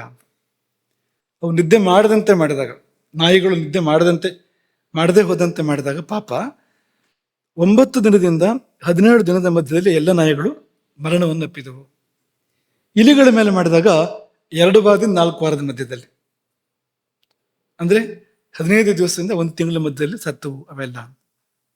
ನಿದ್ದೆ ತೊಂದರೆ ಆದ್ರೆ ಏನಾಗ್ಬೋದು ಅನ್ನೋದಕ್ಕೆ ಇವೆಲ್ಲ ಸೂಚನೆಗಳು. ಹಾಗಾಗಿ ಯಾವುದೇ ಕಾರಣಕ್ಕೂ ನಾವು ನಿದ್ದೆ, ಹಸಿವು ಇದನ್ನೆಲ್ಲ ಆ ಕಡೆ ಈ ಕಡೆ ಮಾಡ್ಕೋಬಾರ್ದು. ಅದಕ್ಕೆ ಕೊಡಬೇಕಾದಂಥ ಮರ್ಯಾದೆಯನ್ನ ಕೊಡಬೇಕು. ಇದಿಷ್ಟನ್ನ ಇವತ್ತಿನ ಒಂದು ಪಾಠವಾಗಿ, ಪ್ರವಚನವಾಗಿ ಇಟ್ಕೊಂಡು, ಮುಂದಿನದಕ್ಕೆ ಬ್ರಹ್ಮಚರ್ಯ ಇದೆ ಮುಂದೆ, ಅದನ್ನು ಸ್ವಲ್ಪ ಸಮಯ ಅದನ್ನು ಅವಲೋಕನ ಮಾಡಿ ಆಮೇಲೆ ಮುಂದಕ್ಕೆ ಆಹಾರದ ವಿಷಯಕ್ಕೆ ಮುಂದುವರಿಯೋಣ. ಈ 3 ಉಪಸ್ತಂಭಗಳು, ಒಂದು ಪ್ರಧಾನ ಸ್ತಂಭ, ಕರ್ಮವೆಂಬ ಪ್ರಧಾನ ಸ್ತಂಭ, ಮತ್ತು ಆಹಾರ, ನಿದ್ದೆ, ಬ್ರಹ್ಮಚರ್ಯ ಎಂಬ 3 ಉಪಸ್ತಂಭಗಳು ಶರೀರವನ್ನ ಧರಿಸಿವೆ. ನಿದ್ದೆ ಸರಿಯಾದರೆ ಅದು ಯೋಗ ನಿದ್ರೆ ಆಗತ್ತೆ, ಅದು ನಮ್ಮನ್ನು ಭಗವಂತನವರೆಗೂ ಕರ್ಕೊಂಡು ಹೋಗುತ್ತೆ. ಸರಿಯಾಗದೇ ಇದ್ರೆ ಈ ಕಡೆ ಕರ್ಕೊಂಡು ಹೋಗುತ್ತೆ, ಚಿತ್ರಗುಪ್ತನ ಕಡೆಗೆ, ಯಮನ ಕಡೆಗೆ, ಅಥವಾ ಅವನೇ ಕಳಿಸ್ಕೊಡ್ತಾನೆ ತನ್ನ ಪ್ರತಿನಿಧಿಗಳನ್ನ, ದೂತರನ್ನ. ಯಾರಲ್ಲಿ ನಿದ್ದೆ ಸರಿ ಇರೋದಿಲ್ವೋ ಅವರಿಗೆ ರೋಗಗಳನ್ನ, ಅರುಚಿ, ಅಜೀರ್ಣ, ಇದನ್ನೆಲ್ಲ ಕಳಿಸ್ಕೊಡ್ತಾನೆ ಯಮದೇವ. ಬೇಗ ಬರ್ಲಿಕ್ಕೆ ಹೇಳು, ಬೇಗ ಬರ್ತಾನಂತೆ, ಹೋಗಿ ಅಂತ. ಹಾಗಾಗತ್ತೆ. ಹಾಗಾಗಿ ನಮ್ಗೆ ಇದು ಬೇಕು ಅದು ಬೇಕು ಅನ್ನೋದನ್ನ ಆರಿಸ್ಕೋಬೇಕು. ಜೀವನಕ್ಕೆ ಶಿಸ್ತನ್ನು ಅಳವಡಿಸ್ಕೊಳ್ಬೇಕು, ತುಂಬಾ ಮುಖ್ಯ. ಹಾಗಾಗಿ ನಿರ್ನಿದ್ರೆಯಿಂದ ನಿದ್ರೆಗೆ, ನಿದ್ರೆಯಿಂದ ನಿಶ್ಚಿಂತ ನಿದ್ರೆಗೆ, ನಿಶ್ಚಿಂತೆಯಿಂದ ಯೋಗ ನಿದ್ರೆಗೆ ಭೂತಧಾತ್ರಿ ಸಿದ್ಧಯೋಗಿನಿ ನಮ್ಮೆಲ್ಲರನ್ನು ಕೂಡ ಏರಿಸಲಿ ತಾಯಿ ವಿಷ್ಣುಮಾಯಿ. ಹರೇ ರಾಮ. ಗೋಕರ್ಣ ಮಂಡಲಾಧೀಶ್ವರ ಶ್ರೀಮದ್ ಜಗದ್ಗುರು ಶಂಕರಾಚಾರ್ಯ ಶ್ರೀಮದ್ ರಾಘವೇಶ್ವರ ಭಾರತಿ ಸ್ವಾಮಿ ಮಹಾರಾಜ್ ಕಿ